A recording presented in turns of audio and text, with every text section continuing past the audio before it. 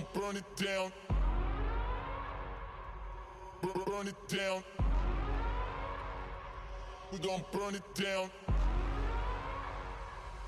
Burn it down. I killed it, it's murder. I killed it, it's murder. I killed it, it's murder. I killed it, it's murder. I killed it, it's murder, go crazy, berserker. I killed it, it's murder, go crazy, berserker. I killed it, it's murder, go crazy, berserker. I killed it, it's murder, go crazy, berserker.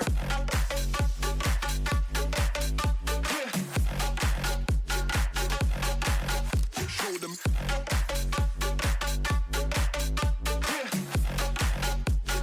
Change the station with a new shit.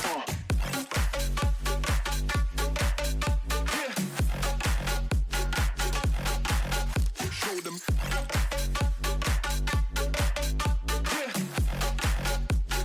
Change the station with a new shit. Change the station. Change the station. Change the station with a new shit. With a new shit.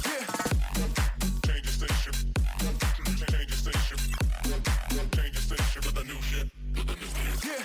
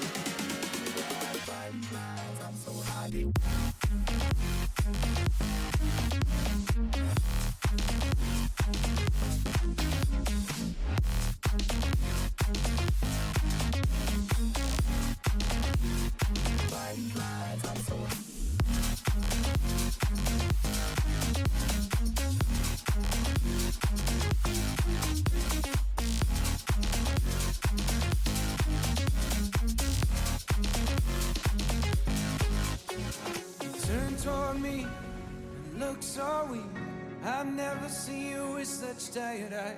And everything we said we'd be, we just traded for a suit coat and a tie.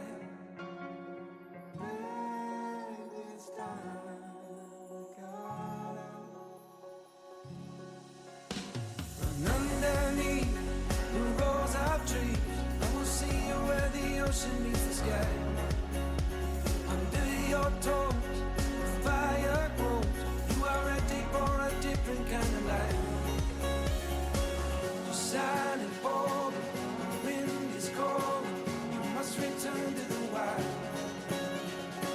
You're silent, falling. The wind is calling. You must return to the wild.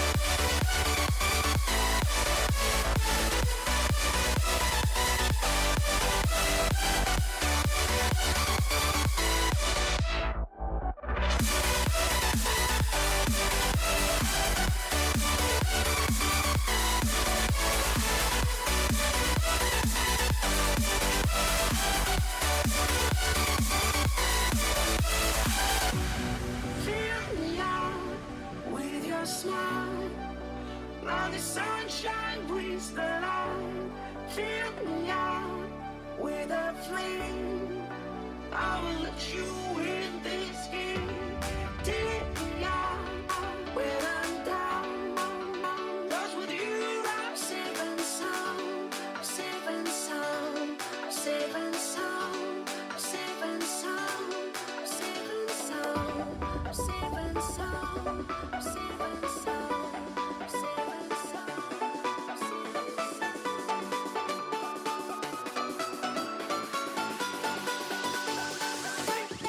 Bring that beat back.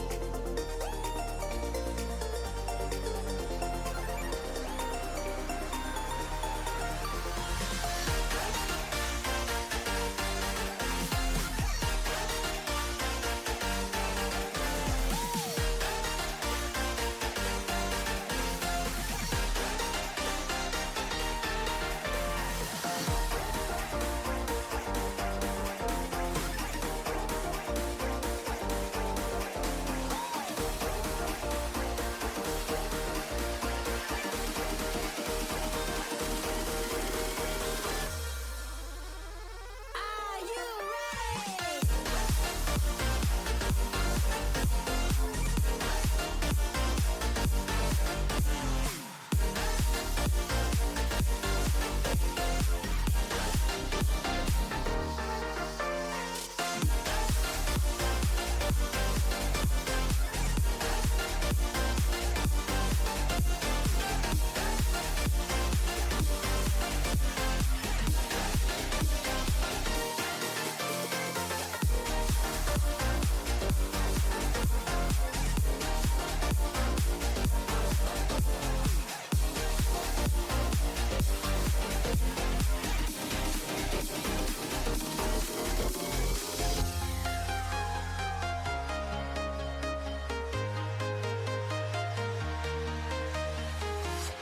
I'm walking alone, the streets are empty. The only thing I can see is my own silhouette. I'm getting stronger, step by step. The clock is ticking, but there's no time for regrets. I've been flying from town to town, from London to Taiwan. I've been all around the globe trying to protect your soul. We are heroes tonight. We will fly above the sky. We are heroes tonight. Yeah. We are heroes tonight. We will fly above the sky. We are heroes tonight.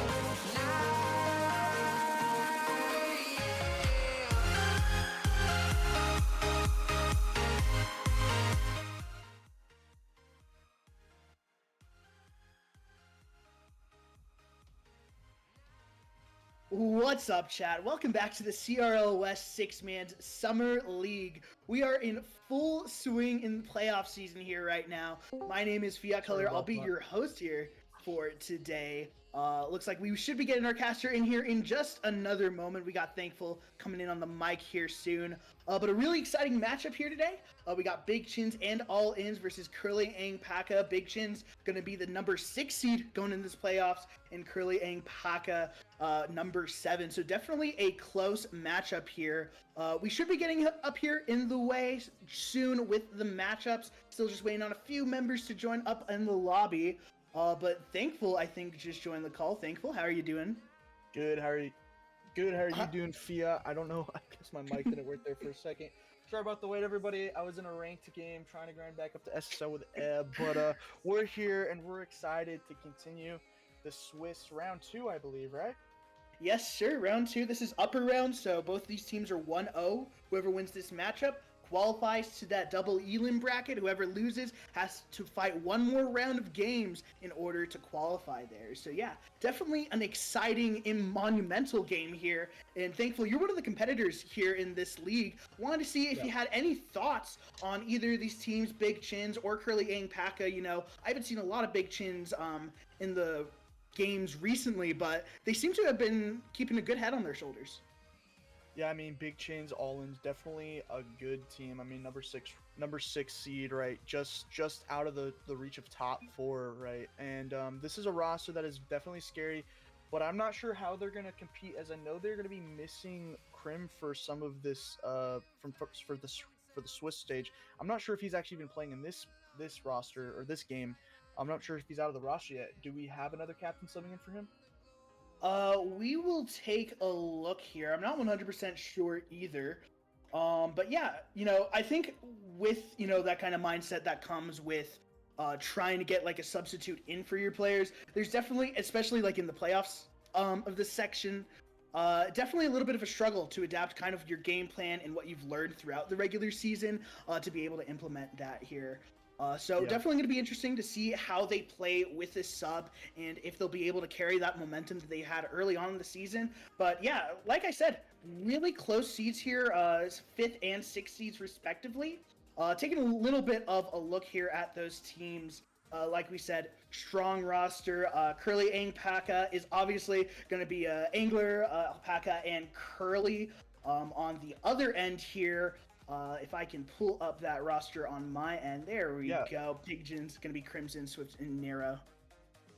Yeah, I think Nero is out today. Actually, he was having to play on someone else's PC, and unfortunately, that situation is not going to work out today. But I believe Swift is going to be there, and I'm not sure about Crimson Swift. So we might see 2 out of 3 players for this Big Chins All-Ins roster out for this game, which would be a really big bummer. And on the other side of the field, like you said, Engleller is a very respectful 1800 player. We got Alpaca and we got Curly, and it looks like we're starting off the game, and we got all the players in the lobby, which I am not in. No invite to the lobby. Hopefully I can get in there, but I'm excited for this. 1 second, let me share my screen for you, bud. But yeah, it looks like we are getting into game number 1 here. A little bit of pressure going on. Oh, my game's lagging just a tiny bit.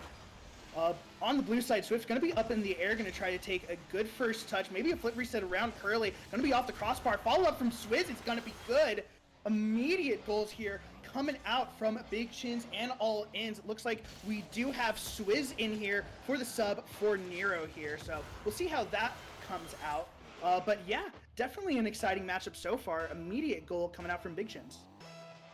Yeah, already looking strong, and it looks like they are going to have Crimson today, which is good for this roster. But Swift now taking up across the field, gets early challenged by Curly as he gets the beat, but Swizz is there. Alpaca missing the ball, but does get the bump on Swizz. Engleller now diving into the corner, trying to get a pass out, but nothing fruitful so far as Curly keeps it in the blue side. Now Engleller with it, gets beat out by Swizz. Now Swizz trying to get the pressure off of their back end. Crimson able to get a save, but is it going to be able to get it out?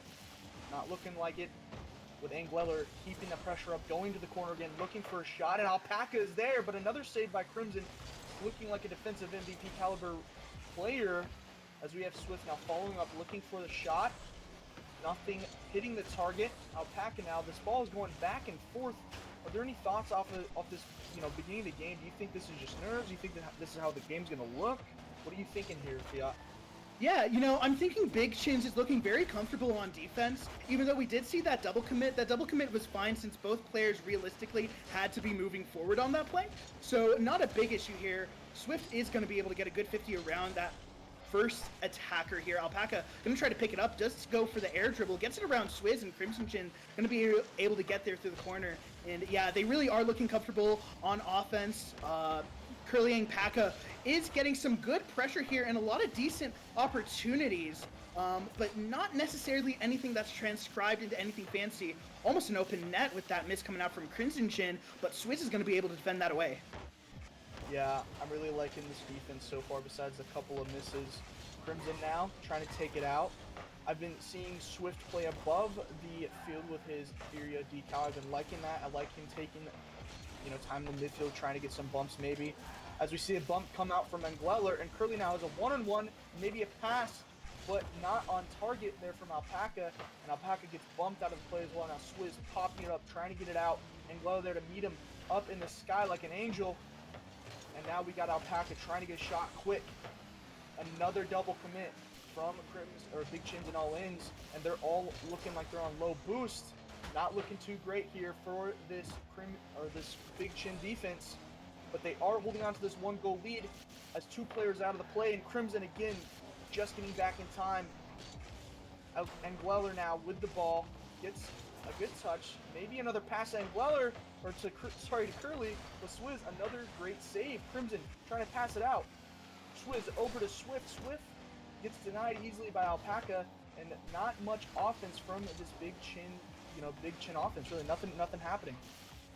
Yeah, nothing much at all here. It seems like Curly and Paka really are kind of controlling the pace of the offense very well. They're able to keep the ball on the blue side for a lot of this game so far. I mean, we're only about 90 seconds left here in this game. They do need to be able to find some sort of quality pass. Here's a good play. Crimson Chin able to get it away, but here's Angler off that corner, trying to go for a pass. Not the touch he needed. Swizz going to be able to get a decent clear out. 0 boost. Just going to put it back to the orange side. Alpaca should have a good possession, but Swift's going to get in the middle of that for a 50. Crimson Chin now trying to get a little bit of a double tap off of that backboard here. And pinch coming out. Swizz almost gets a great 50 in the shot. Going to be just a little bit too high. And now Swift trying to keep their hopes alive. 1-goal lead, 1 minute left. Crimson Chin rolling it back towards his own side here, but it is not going to go in. A very scary play if you're on the Big Chin's side, but it does work out for you in the end. Yeah, right now Curly now taking it out. Crimson denies him pretty quickly with a good chance. Looking for the double, just misses it. Swift takes it up as well, but both players there to deny him for the Curly defense. Now Curly isn't able to get a good touch. And Glover does get the beat though, but Crimson looking for Swizz downfield. A shot off the crossbar just misses the top of the net. Swift there to keep the ball in. A little bit more offense here from Big Chins. Looking like they're bringing the pressure to Curly and Paka, but can they keep this 1-goal lead? Curly and Paka needs to get out of their side to tie up this first game, but it's not looking like it's going to happen. With 3 seconds left on the clock, Alpaca trying to get it off the backboard to his teammate, but there's no one there with a great demo, and that secures the first victory for Big Chins. Looking very strong. Although they were on the back foot of defense a lot, they were looking pretty strong for a large part of that game. Yeah, I mean, I felt like their defense was really just their strongest suit, and they were just playing into that. They were allowing Curly and Paka to take a little bit more possession in the air because they knew that they just weren't coordinated enough to get a very dangerous shot. Now, credit where credit is due. There were some good shots, especially coming out from Alpaca, having 6 on the board here today, but nothing of quality, nothing that Big Chins and All-Ins couldn't handle. But definitely a strong start coming out here from Big Chins and All-Ins. Crimson Chin, the captain, with 5 saves in that last game. So he's getting credited with the only goal of that matchup as well. And going into game number 2, really want to see a little bit more pressure, some more quality plays, and, to see Curly and Paka control the pace a little bit more of this matchup so that they can make sure and find those open nets and be able to take advantages of those small mistakes that we saw from the Big Chins roster. Yeah, I mean, we've seen this in the past with RLCS teams, having tons of pressure and not being able to make anything of it when you're facing a team that is comfortable to be on defense, right? Some teams don't need to have all the pressure. They're fine with letting you have your own cracks and then finding the right moment to use those cracks against you. As we see a goal, almost a goal, but a couple shots off target early from Big Chins. Alpaca now taking control, gets a good touch and looking for the 50 for Crimson. Crimson able to get the ball over him with Swizz downfield looking for the skim. A great pass, a fake from Crimson, but a denial from Alpaca. Swizz now going off the sidewall, gets past one, uses the flip, not the prettiest play, but it works. Swift now with the ball, kind of working on it, I guess you could say. And now Alpaca, you know, trying to get it out of their side, but Swizz says no and bangs it right back into their corner. This is looking really good for Crimson, for Crimson's team here, as Curly gets a flick over one, and now it's on the blue side. Yeah. You know, the orange side has been having a bit of a hard time finding those power clears to really set them up for a strong offensive play. We haven't seen them been able to take much space into the air here, and here's a bit of an opportunity coming out from them, but not able to get past that first defender, just gets bodied there, and not able to keep the possession that they really needed in that position. Crimson Chin gonna be up in the corner, gonna try to take it a little bit slow over the air, gets it around Alpaca, gonna take the 50 with Angler, does go in their way. Swizz now picks it up, has to take a 50 of his own. Crimson Chin wanted to stay on that backboard to find that redirect, but it just doesn't go the way that he expected. Curly, decent outplay in the corner, but it's not going to amount to much. Alpaca going to have to take a bit of an awkward touch here and not able to get the flick on net as well. Angler now going to go ahead and give it a shot, tries to get the hit around, but Swift is going to get a massive clear out here. Orange now back on defense. Good touch from Swift. Tries to get the bump on Curly, but the second man just wasn't there for that shot. Definitely a bit of a missed opportunity for Big Chins. Yeah, Swift doing a great job playing upfield, looking for those demos, creating pressure and opportunities for his team. But like you said, they're missing that pivotal second man.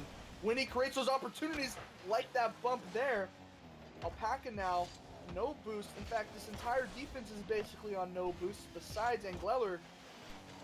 And Swift is looking absolutely dominant on offense as he gets another pass to Crimson. Swizz now looking for a chance, but isn't able to get on a target. Alpaca now 50 boost on the back or on the sidewall, bangs it off the back wall, and Angleller takes a shot off of the missed touch from Crimson, but nothing is on net quite yet.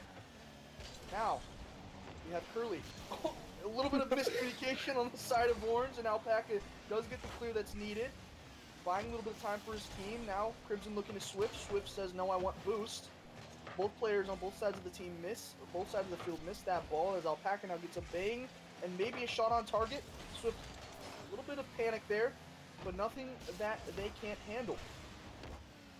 Yeah, definitely keeping their composure, even though we are seeing a little bit of cracks in the foundation for the Chin's offense right here. Swift going to go on a dribble with 0 boost. They've been a bit starved generally on offense as well, and it's just been a bit difficult to really get around, especially Angler, who already has 2 saves in this game, as we are dwindling down to the last 90 seconds. Curly almost has this shot. Swift fakes it instead, though, and Curly isn't going to be able to get a read, and now a pinch out back to the orange side. Alpaca is own goaling nearly. He's going to have to be able to pick that up, which he does safely, but that first touch is definitely going to be a bit awkward here. Demo coming out from Swift. Crimson Chin going to be able to get that up. He kind of has an open boost, or open net, and he's going to be able to take the shot here on low boost. The defender wasn't going to be able to get it. Crimson Chin showing just how dominant he has been as a playmaker for this team. I mean, yeah, he may not have any points for that score right there, but that was all Swift. Getting the bump on the first challenge, opening that right side of the pitch for Crimson to take his time, get a shot before anybody could get back. What a play. We've been seeing it a lot from Swift, going before his team, clearing away as if he's Moses with parting the Red Sea here. Now Swizz gets absolutely baked by Angleller, which passes to Alpaca, looking healthy on boost as he takes another 100 and goes for a shot attempt, but nothing is that threatening as Swift now pre-jumps this clear from his teammate, but Alpaca misses. A little bit of discombobulation here as Swizz gets another 50, but Crimson isn't able to be there in time for... Oh, and that might be a shot on net. I mean, it is, but Swift, last minute, able to get back. Now, Alpaca, again in an awkward position. Not sure what to do, it seems. Getting a bit of a bang. Curly maybe...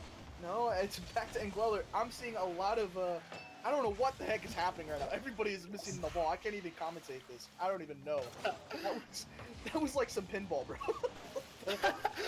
For real, I was not sure. I thought that was it, honestly. I didn't think he was going to hit the sidebar there. But, you know, when you need him most, he's going to be there. And Curly going to pick up that first goal in this series here for Curly Angpaka. Tie game here going into the last 15 seconds of this matchup. Curly, good air dribble, gets it around one, but it's still going to be cleared out to the side. Angler now going to try to take a little bit of possession, hits it a bit heavy to the backboard. Whiff does come out from that second man. It's not going to be on Crimson Chin. Credited with the save, pinches it out. Angler almost has a shot, just going to be a little bit off. And we have overtime in game number 2. Curly tries to get a little bit of a delayed kickoff, gets it to Alpaca, but he gets demoed.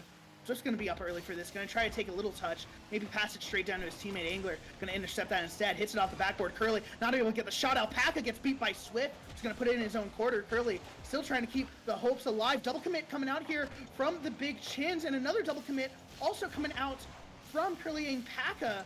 And you have to think might have been a bit of a missed opportunity there. But still early in this overtime. And Alpaca going for the air dribble. Crimson Chin gets the squishy.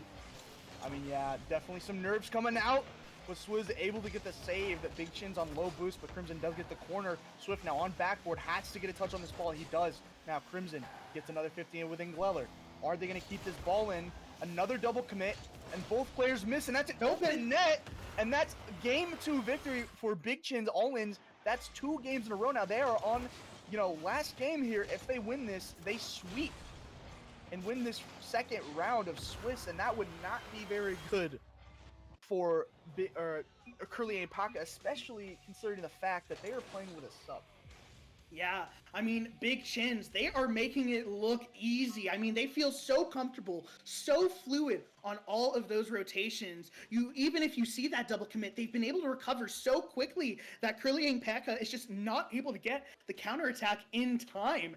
And it feels like they're also giving away the ball a little bit too freely when they have that opportunity to keep it a little bit slow. Going on to match point here, though, we're going to need to see some improvements from Curly Angpaka if they want to keep their playoff hopes alive here. They will still, of course, have that one extra round in Swiss, but definitely not the ideal situation you want to be in.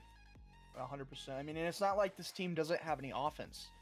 They had 11 shots on net, and that's a lot. That's exponentially more than the other team who had 7 but had twice as many goals. So you really got to think, are they taking quality shots, or are they just banging on net when they get the chance? Like you said, they got to take more control. They got to take advantage of those opportunities and try to just create more, not even create more scoring opportunities, but really utilize the scoring opportunities and make them more quality, like you said. But this is still anybody's game. But right now, Curly Angpaka, they have to change something. They are on the last leg, their last life. Can they turn this around? Maybe get a sweep. That would be awesome. But it seems right now that Big Chins have them locked down. Yeah, reverse sweep is going to be necessary here for Curly Angpaka, but if anybody can do it, I think it's going to be this roster. I mean, they've shown throughout the season that they can come back from some pretty nasty situations here, and immediately you can already see a bit of a change of pace here. They're trying to keep the ball on their side. They're a bit more comfortable in the air. Swizz is going to be able to get a good touch, but he's going to be on low boost and going to have to opt away from it. Alpaca gets that clear again. Maybe not the best choice. Here's a pass to the side while Swizz still on 0 boost, just going to get a light touch. Swift going to try to beat Angler, but only gets the 50 in the corner now. And here's Curly, another heavy clear out, and that could almost be in, and it is going to be able to get the rebound, and Curly Angpaka finally able to get the lead in the series. Yeah, Crimson, like a piggy, he wanted that boost.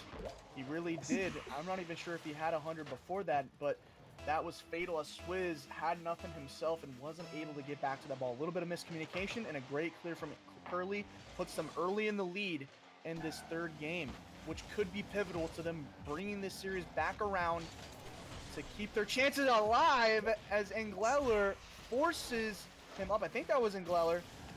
When I was Alpaca, I'm sorry, their names are so similar.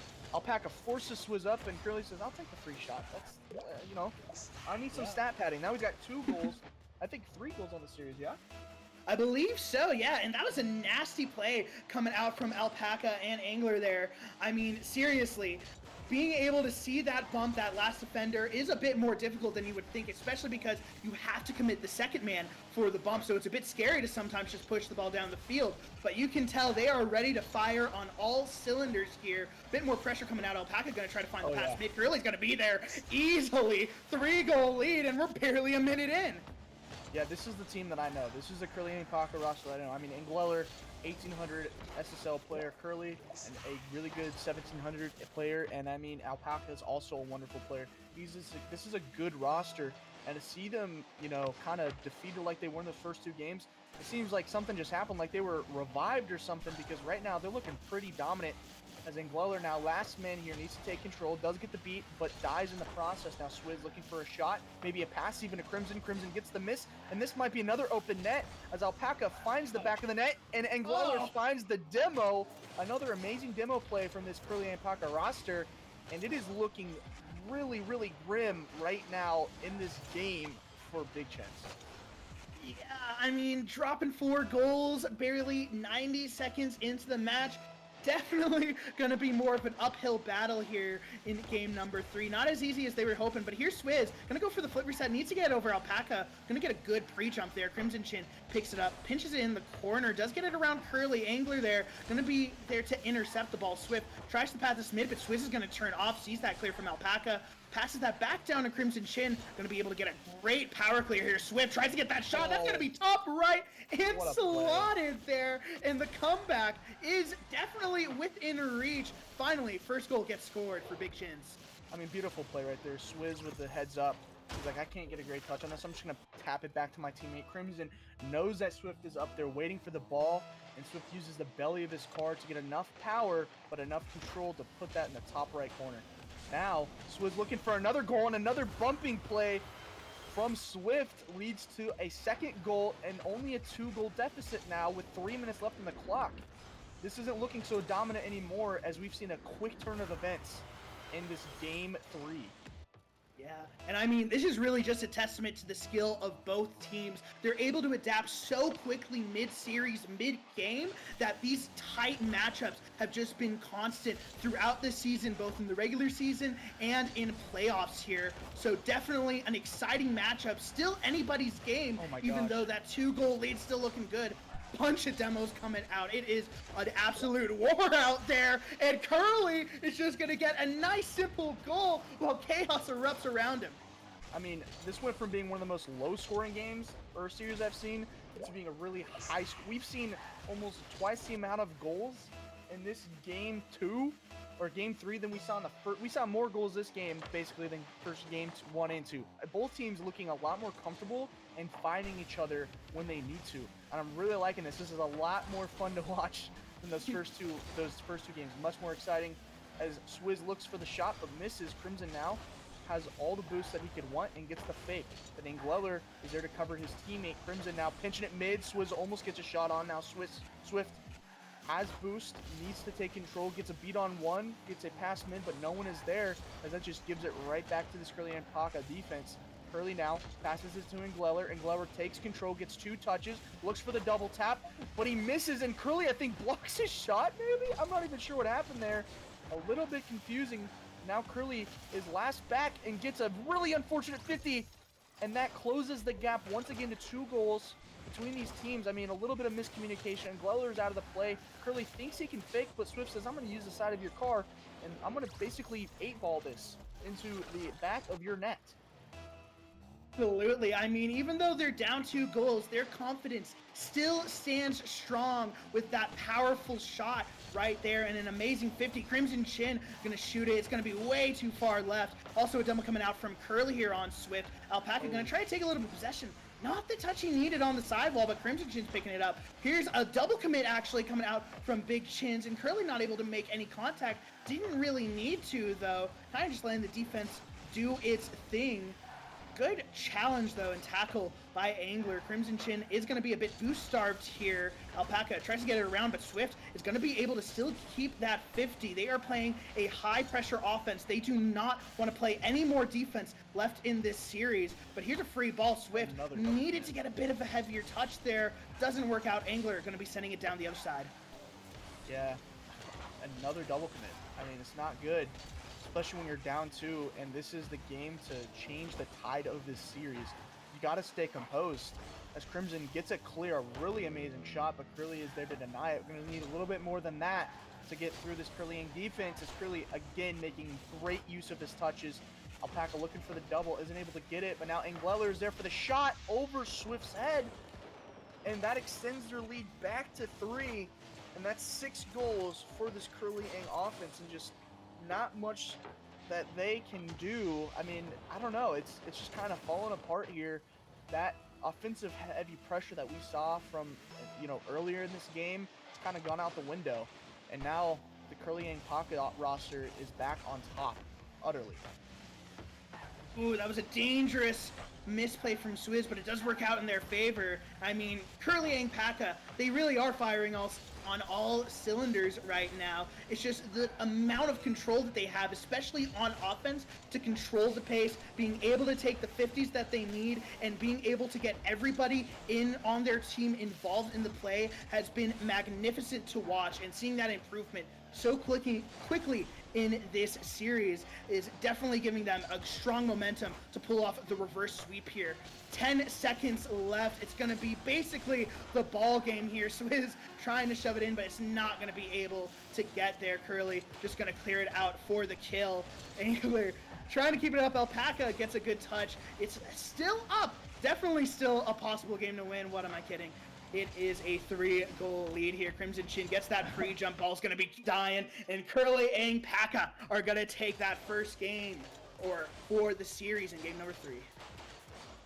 I don't know. Maybe they're listening to the stream, because we talked about they need better quality shots. They had 8 shots, and they had 6. Or sorry.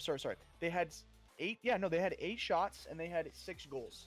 So that's a pretty good shooting average. Curly, in fact, had 6 shots and 4 goals himself, and the other players shot 1 for 1. So a really great performance from Curly, doing what needs to be done, stepping up his game. And this Big Chins, they need to find something else. They really need to figure out what happened here. What was the momentum shift? Did the other team change, or did we change? And to be honest, my opinion, I think Curly and Paca just woke up from a deep sleep, because they just started doing things that I didn't think they were going to do, but that I was hoping they were going to do this series, but I hadn't seen it. And they just completely changed the momentum of this series, and were pretty dominant this third game. Yeah, it feels like the Big Chins roster just maybe underestimated how fast that this team can truly play here, and they were kind of a bit caught off guard with just how much the team play is posing a threat to their defense. So definitely something that they're going to want to take a look at going in here to game number 4. They do still have that advantage of match point though, so even if they do change, or even if they do lose this game, they still have one more opportunity, and they still have another round of Swiss to be able to do it. So definitely not the highest of pressure situations, but a game you want to win nonetheless. I mean, yeah, 100%, but it's also kind of scary when you're up 2 and you're like, all right, we're dominating, we're winning this, and then they come back, and not only do they win, they kind of destroy you. Yeah. So it's a little bit scary. You start double guessing, and that's what they can't do here, is they need to stay on top of what they know they can do. As Swift gets a fake, and he shoots it. A great play. Another amazing demo from Swizz. I mean, Swizz gets amazing pass. Crimson goes for the bump. Curly's backward. Nothing he can do. And Swift just has an open net to shoot at. I mean, great way to start this game 4. Yeah, I mean, it's kind of what we saw in that first 2 games. They're controlling the pace a little bit more with that play, right? They knew that he didn't have to shoot it immediately, so he just hits the break, lets his teammate get out of the way, and takes an easy open net shot. Exactly what you need going into this game number 4. Show that you are not somebody who wants to be messed with. Angler has a great power shot here. Also going to try to get a pass mid. Just going to be a little bit too powerful. Crimson Chin a bit awkward. Can't keep possession. Curly going to also try to center it, but Swizz is going to be able to cut in just in time. Here's a shot coming out from Alpaca, and Swift now is going to be able to pick it up on the defense, trying to dribble it down. Swizz pass to Crimson Chin. Alpaca, though, intercepting it before it can get too far. Swizz now a little bit awkward, and Curly's going to have the open net and the immediate response within. We have a tie ball game. I mean, Swizz was about to get sandwiched. He was stuck between 2 Curly and Paca players, and that's a scary situation to be in. He doesn't know what to do. He sits there kind of helplessly, and that's just an open net for Curly. Just bringing it right back, tied 1-1 Can they bring this game to, or the series to a game 5, or is Crimson Chin going to find what they had in the first 2 games? Now, Alpaca gets a touch mid, but no one there is able to receive it except for Ngleller. Takes him a while to get there though. Crimson now gets a heavy first touch, uses 50 boost to get there, and now has nothing left following the ball. Swift now looking for a touch off the side, will maybe follow it up too hard though. And then Ngleller now has a lot of space and a lot of ball. Now he gets past one player. Alpaca takes a shot, but 2 Big Chin players are there to deny him. Oh, save. Here's a pass from from Curly to Angler. And what an amazing shot. Bar down and in right there. Just being able to call out that defense. Swift just a bit too awkward to actually make any read. And that second man does just have to go a little bit earlier in order to defend that. But a 1-goal lead here. 3:27 left on the clock. A little bit of a kickoff strategy coming out from Curly Alpaca. Doesn't work out in the way that they were expecting. Swizz gets it around 1. Swift tries to get a 50 on Curly, not able to get it. And Crimson Chin clearing that back down the field. Alpaca with a bit of a miss. Swift does have an opportunity. Curly does try to take it away, but it is going to be a bit hard to clear that downfield. Angler there. He's going to be there, though. Able to get a clear onto that backboard. Not able to get a shot. Now Swift, a good opportunity. Nearly an open net, but wasn't able to get on his wheels just in time. Back on the orange side, we've seen a lot of back and forth between both these teams here in game number 4. A lot of boomer ball, and it's getting a little bit dangerous here for Big Chins. Yeah, a bit dicey here on defense for Big Chins, but they're really clear they need it. Ngleller taking 200 boosts. Passes over to Alpaca. Now Swizz trying to deny it. Gets bumped by his teammate, and now Alpaca looking for a bump of himself, but not able to make contact with anything. And Ngleller does get the beat though. What a horrible whiff there by Crimson. And now Alpaca has a 1v1 situation, puts a banger on Nat, and there's just nothing there that Swizz can do. I mean, that whiff by Crimson kind of cooked us. Yeah, I mean, it was just pure panic coming out from the blue side. Nobody was able to touch that ball despite the fact it was moving about 2 kilometers an hour. So, a bit of an unfortunate mistake here coming out from Big Chins in all ends, but definitely something you want to see if you're a fan of the Curly Alpaca roster here. 2-goal lead, and they are looking stronger than ever. Curly goes for a pinch, but he's going to get demoed by Swift here. Swizz trying to take it around. Alpaca not able to make any contact. Leaves it for Curly. Gets a little bit faked by Swift here, though. A bit of an awkward play to get around, but he does find a decent clear back down towards the side field. Curly looking also for a 50, and Angler's going to try to pick this up. 50 almost goes towards the net, but it is going to be off. Trying to keep this on their side, and Angler's just going to move that back down the field here. Going to let Alpaca go for this ball, though it does look like he wanted to take it up the wall himself. Alpaca gets a flip reset around 1, but Crimson Chin's going to put a shot on net, and it's going to be bar down and in, and just like that, it is a 1-goal game. Yeah, in my opinion, a little lack of ball knowledge there from Alpaca, decision-making. Ngleller had 100 boosts and a free ball. You just got to let him. It's not even about skill or who can do more. Bro's got 66 more boosts than you do. You got your tank. And so at that point, just let your teammate take it, get the clear. But because of that, they're able to get a shot on the net and clear, make this game a little bit closer. It's not over Big Chins yet, but it's really dire that they win this game, as going to a game 5 in a reverse sweep situation is really bad for the mental. But now Swizz gets a really good beat. Dunk, I should say. Swift with a shot, but an easy save for Curly. Swizz pops it back mid. Crimson does get a miss though. Swift now banging it to the wall to himself. Isn't able to get a 50, but Crimson is there to keep it in. Swizz now playing close behind, looking for a way to attack this ball. Does get beat out by Alpaca, and 50's his own teammate. Crimson now trying to get a shot on net, but nothing happens, and Swift dives at the ball helplessly with no boost. Now Swift in a very awkward situation. Does get the clear out to Crimson. Crimson looking for the double, but Curly does deny him pretty easily. Stuck in this orange corner. Now a 1v2 situation. Crimson has no boost, gets bumped, or gets forced by a bump. And that's just a free net for Alpaca. I mean, this is not what you want to see. And just pretty dominant offense here. Again, controlling the ball and controlling the space that they have. Yep, exactly. That's that veteran presence that we see here with Angler, who's been doing this for a long time here. Definitely one of the most talented players that we have in our community. Crimson Chin, though, he's going to be able to get a shot on net, and that is going to go in, though. 26 seconds left, only a goal needed. If they can get a kickoff goal here, could it definitely send them into overtime. And a little bit of a confusing play coming out from Curly and Paka, but definitely nothing to worry about as long as they keep their head on their shoulders, keep looking towards the net, keeping up that pressure. They should be able to keep this lead. Curly gonna go for that boost steal and the pass. Alpaca gonna get that shot, and there it is. That's exactly what you wanted to see. And just like that, Curly and Paka are back on their feet. I mean, they didn't keep the lead. They just said, "Nah, we're gonna extend it again." That last one was a fluke. Unfortunate 50 went in the way of Big Chins, but this is on purpose. This is what true offense looks like, and they just shove it right back into their net. A little bit of a weird kickoff, and Swizz now trying to get the ball out last minute. Alpaca does get a touch off the ceiling, but misses the follow-up. Curly now there to get it over one player and passing it out to Angleller. Angleller looking for a shot, but Crimson able to get back last second.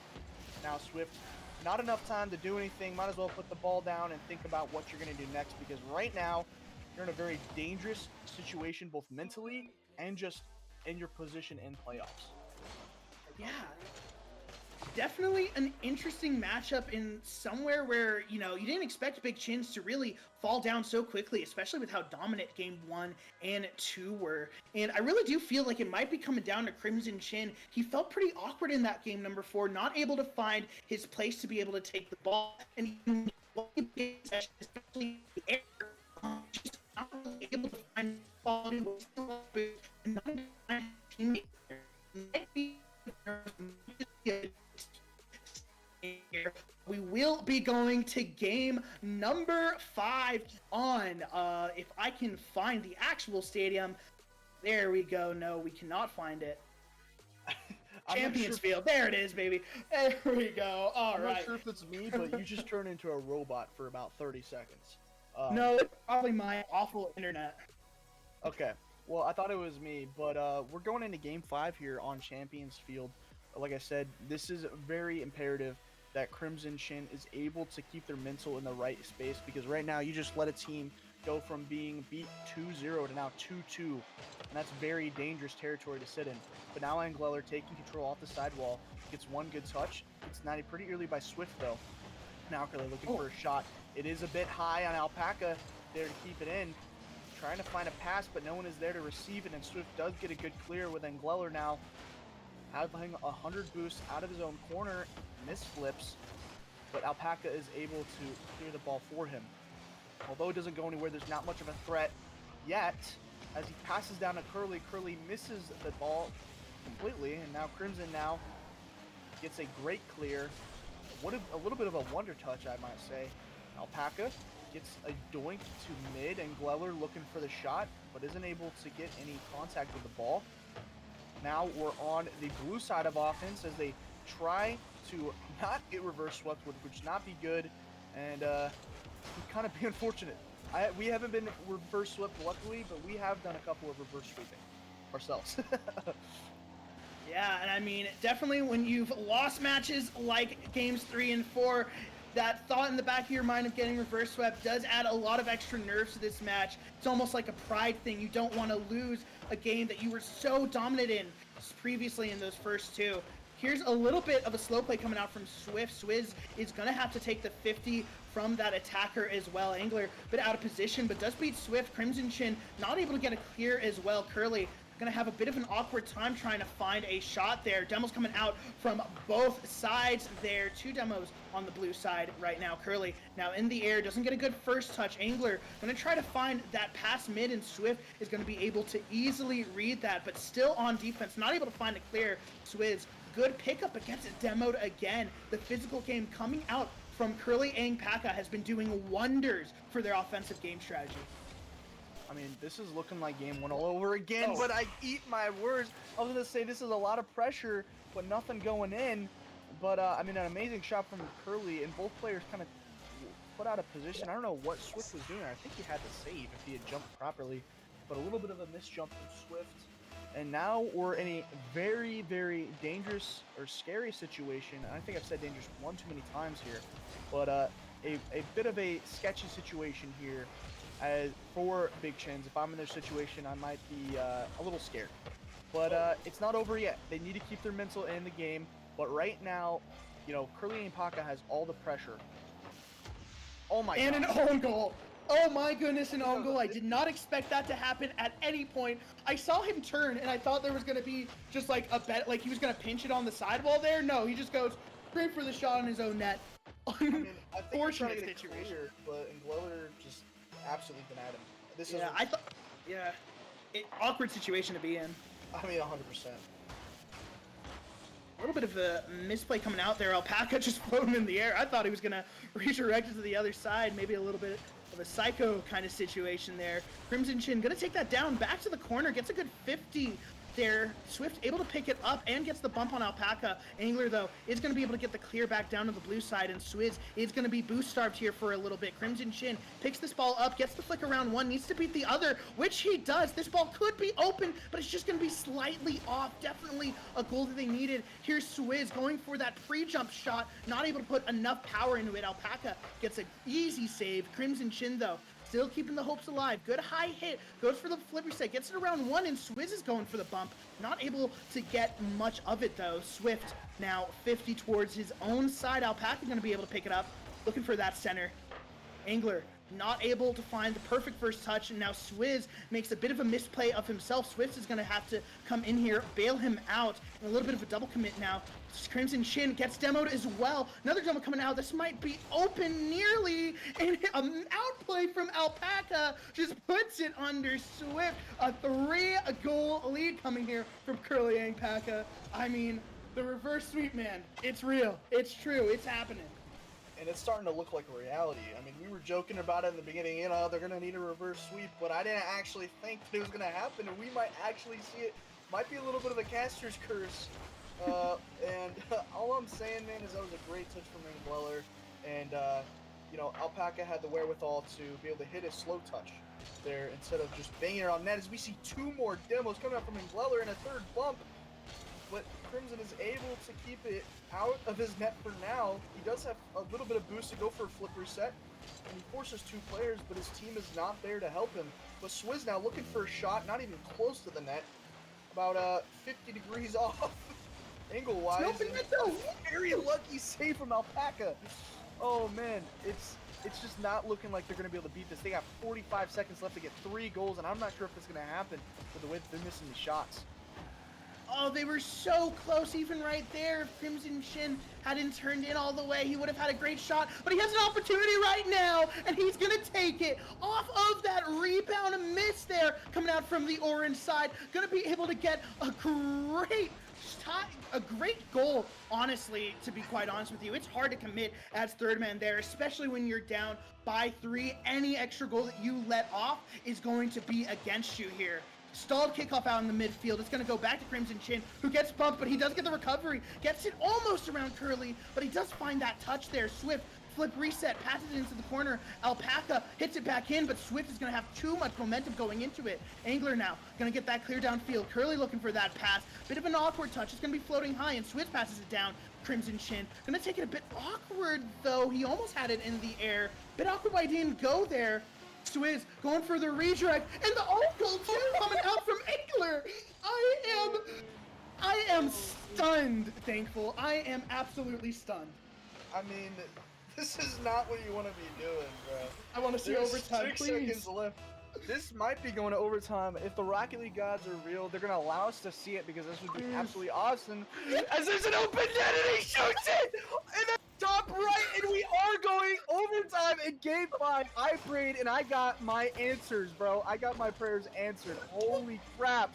Top right corner. You can't ask for any better shot than that. You can't ask for more entertainment than this, because this is Rocket League all over again. We just saw the same thing in LCQ too. Oh my gosh, what is happening? We're in overtime, dude. I saw it. I saw the vision. I knew what kickoff they were going, and Swift clanged it to the top right. Oh my god, okay, we got overtime here, ladies and gentlemen. Swift now, 0 boost, gets that hit off the center, and Angler gonna be able to find that clear downfield. Crimson Jin puts it back into his own corner. A bit awkward for Swizz to find, but he does find at least a small clear out. Alpaca keeping it on the blue side, a bit of a boost starve situation here. 4 big chins, but Swift is going to be able to get that first good touch. Angler a bit awkward, still trying to keep the ball. Gets 50 by Crimson Chin, but actually gets the better side of it. Demo's coming out here now from that blue side. Alpaca does get it around 1. Swizz is a bit awkward, and he does find that easy save into his own corner. Swift now up, power shot. Angler going to be able to find a good touch. Yeah, this is looking pretty high pressure right now. You're in game 5. Both teams have done some crazy things to get here, both good and bad. As we see Swift go off the back wall, trying to find a shot. Isn't able to get the bump either now. Angler taking his time, but gets bumped for it. As Swizz shot too high, but Crimson is there, but it's saved by Curly last second. Curly now getting a clear over to Alpaca. Alpaca trying to get some sort type of psycho touch. Now Curly no boost. Does grab the 100, but gets 50'd. Now Crimson passes it up to Swizz. Swizz gets denied by Alpaca, and both teams holding off for now. But we are seeing a great clear, and Crimson says, no, we're going to play some banger ball. I don't even want to test it. We're getting that out. A little bit of an overcommit, though, and then Glower does get it past mid. Curly looking for the shot, but he doesn't even get it close. Can they get this on net? It's not looking like it right now as Swizz gets another amazing clear, and this is going to put Curly in a very, very interesting situation as Glower gets another boom clear. 0 boost touch for Swizz. Swizz not able to make contact there, and Curly gonna get a bit too powerful of a shot. Does get the bump on Swizz though, and he's still able to recover now. Possession up in the air. Angler a bit awkward. Is he gonna be able to get the touch? Almost, but he had to avoid the bump from Swift right there, and he does so perfectly. Curly now on a counterattack of his own, looking for a bump of his own now. Pinch is high into their own corner. No. Angler needs to take the shot. It's too high. Alpaca not able to get back in. Curly trying to fight it in. Crimson Chin able to make the backward save into his own corner, but they are not clear yet. Curly still keeping this ball alive. Another hit from Angler trying to keep it on the backboard. Swizz 0 boost. Nobody recognizes it yet though. Alpaca with a slow 50 here. Crimson Chin gonna be able to get the beat as well. Angler's backwards, and he does get bumped, but he's not gonna be able to get scored on yet either.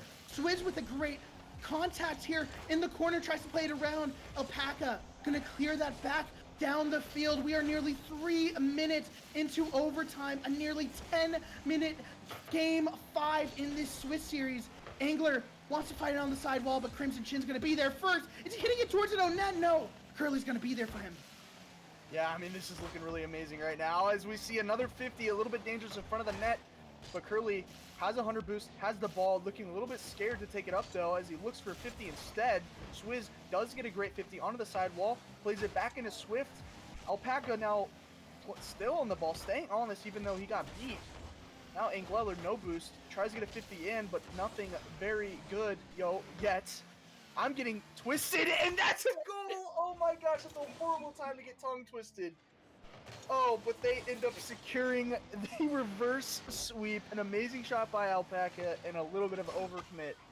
That is crazy. I cannot believe that they reverse swept in overtime. That is... I can't believe they reverse swept and own gold in game 5. Oh man. I'm so sorry for tongue twisting there, but I was getting confused. Oh man. I think the nerves were getting to both teams, and they were both so and us, dude, because they were in such weird places. Why was Crimson so far out there? I was so confused, but it was what a series, what a damn series there. I mean, the reverse sweep, the team goals. plays that we saw, the own goals. I mean, what an emotional roller coaster. Yeah. Oh my god, I need water after that one. That was amazing. That really was amazing. That was a 50-minute series practically. I mean, that was a great time. Wonderful to watch. I mean, probably even better to play, really. And that's basically what this league is all about, is capturing moments like that and seeing these players in their element. And that was a ton of fun. That was a ton of fun. But yeah. Sorry, don't go ahead. I need a breath. You're I need a you're breath after good. that. We are gonna go to a quick little break. We got some more matchups coming your way, so don't go anywhere. We will be right back. Thank you, guys.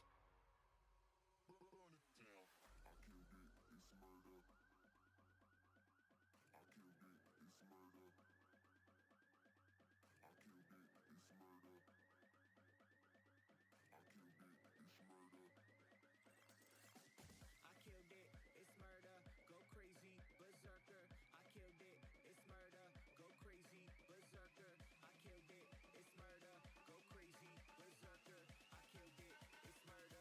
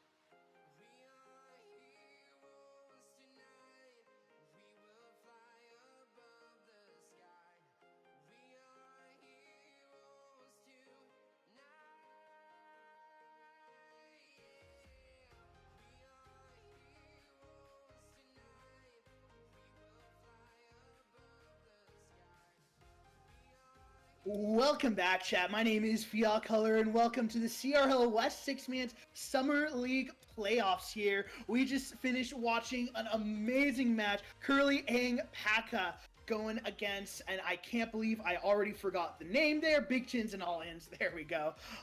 But an amazing series. We saw the reverse sweep here. Gonna be joined by my co-caster, Mr. Sweet, and our producer. Shout out to Sweet, even though he's right here. How's Sweet? How are we doing? Doing all right. You know, it was a great match, this last match, so it was really fun to watch. Of course, you guys couldn't hear me, but I was also freaking out.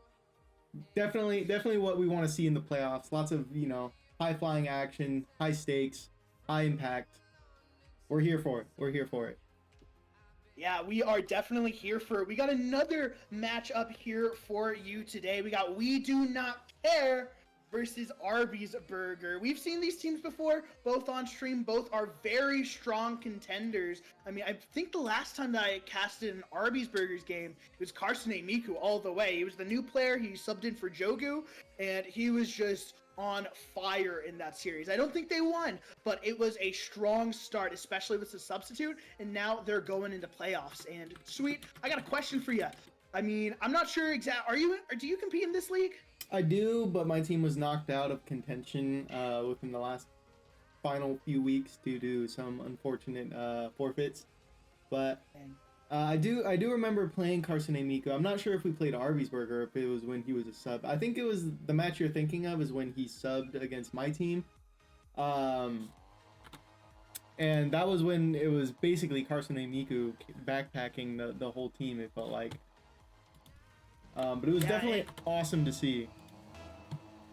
Yeah, this is definitely going to be an exciting matchup here as we immediately go into game number 1, Arby's Burger versus We Do Not Care here. Immediately, a little bit of pressure coming out from the blue team, but here's Yowbear trying to get a little bit of a play going on from his own. These game 1s are always a little bit of a warm-up match for either of these teams, so we might not see any crazy plays coming out. I say that Carson Miku is already off the roof going for a dunk there. Arby not able to get a good contact there, opts to just fake it, gets it around Steve, and Miku gonna go ahead and pass that back out down towards that second man there. Not a lot of possession from either teams yet so far. No, but I'm liking the confidence from both sides. It seems like both sides are very eager to get into the play, as we saw, as you said, you know, Carson Miku flying off of the roof within the first 15 seconds of the game, showing that he's ready to play. Like, he's ready to put on a show for us tonight. As he gets this sidewall here, tries to take control, but the Air Bear able to block it and stop the pass mid is busy. Tries to get a center as Miku also able to pinch it across the crossbar. I'm loving the pressure here from Carson Miku and the Arby's Burgers.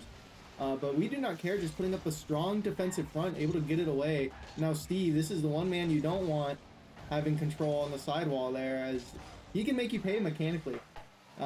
Definitely going to be a big battle between Miku and Steve, as both of them are kind of the offensive powerhouses of their team.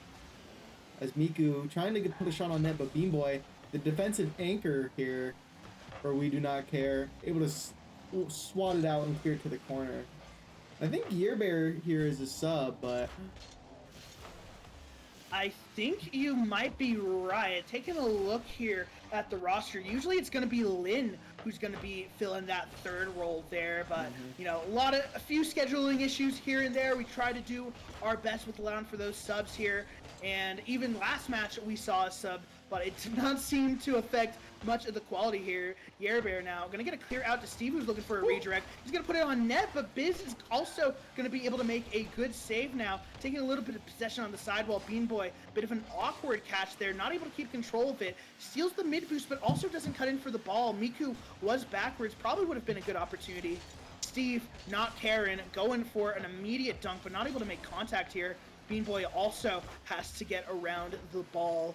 And still just not a lot of possession coming out from either team, just trying to feel out where each team is comfortable on the midfield and what type of plays they're trying to go for. Neither team has really shown exactly what they have stored in their arsenal. As this one rolls on the side field, Miku going to be able to get a good pass and taking it off the ceiling. Biz trying to get a bit of a double tap. It's a bit too powerful there. Arby going to opt to keep it in instead of taking it slow here. doesn't able to get the 50, but does get it around Yerbear, who's going to put that shot on net. And Miku, easy pickup here, going for a solo of his own. Looking for that flip reset. Opts to fake it, gets it around Steve, but Bean Boy's going to be there for the 50. Like I said, good demo there, picking RB off the ball. Both sides are playing very well. Obviously, they're trying to be a little bit flashy, trying to get the offense going, but both sides defensively just shutting everything down. Offensive plays. I'm hoping to see a little bit more passing plays. That seems to be the big difference here in the playoffs, is that when teams start using their teammates a little bit more, getting, whether it be bump heavy offensive play or pass heavy offensive play, that's when we tend to see the more high scoring games, getting that second man involved versus the flashy solo plays, as we see Busy here trying to take out the defender as Steve, avoiding Miku, gets his boost taken. Kind of crazy there in the corner. But Steve able to get the bump, clears it for Yerbear, and it's awkward. But Miku luckily is back and able to boom it away, as he already has a savior. I say as there's 4 minutes gone in the game. Shots on net are coming through, but none are just sinking for either side right now. Great defensive anchoring from both sides. As Miku, I think that was Miku that just tried to fly in. Oh, Steve trying to get the flip reset. Oh! Steve with 30 seconds puts his team in front. Like I said, this is the one guy you do not want to have control and getting offensive pressure, because he will make you pay. Yeah, and that's such an awkward position for Biz to be in, because he doesn't know if that first man who's just coming in randomly is just going to take a power shot towards the top of the net. So he has to try to play both, and Steve, recognizing that pressure, just fakes it, lets it slide into the net, and doesn't have to do much. That is key for We Do Not Care. They play relaxed, they play comfortable, and they don't try to force any hard, fancy situations. They allow for their opposing team to make mistakes, to get uncomfortable, and to boost starves themselves in order to be able to take advantage of that quite easily. It's been a pinnacle of not just Steve's play style, but of GCU as a whole here. And We Do Not Care are going to be able to take game number 1 in this series. I like what I was seeing from both sides. Obviously, very slow paced game, but it is only game 1. I definitely think the sparks are going to fly here in these later matches, as we see 5 shots from Steve alone, I believe. So he's definitely trying to put the offensive pressure on, but just a wall seems to be put up for both sides. And we're just trying to find the cracks in the offense right now, or in the defense. Trying to find a way to break it down. Maybe Arby's becomes a little bit more demo bump heavy here, taking out Bean Boy and that heavy defensive third man in Yerbear, I believe. In Yerbear, just trying to open something to get this offense flowing, as Miku able to get a great 50 there and boom it into the corner. Busy jumps for it. Kind of an awkward situation for RB. He opts to leave and then come back. Good 50, able to boom it into the corner. Yerbear. Ooh, I like that infield pass though. Steve, luckily there to cut it off and block the shot. Busy tries to get an awkward 50 there as Miku takes it himself. RB up, pinch! Ooh. Ah, And Busy so close.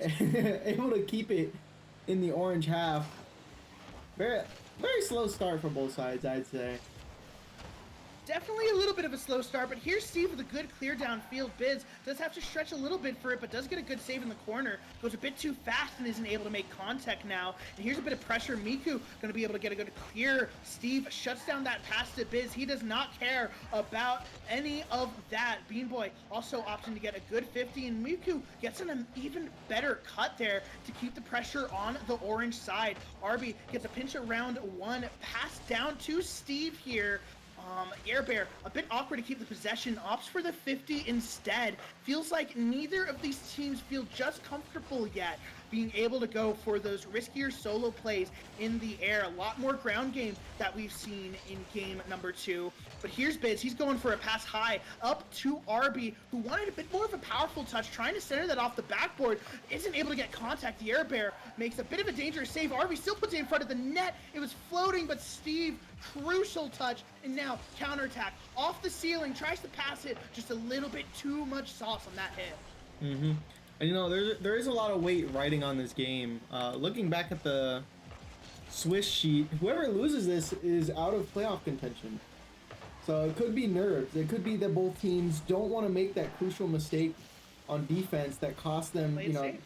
Yeah, exactly. Playing, you know, Oh my as Bean Boy showing why he's the defensive anchor, shutting down Miku's double tap there.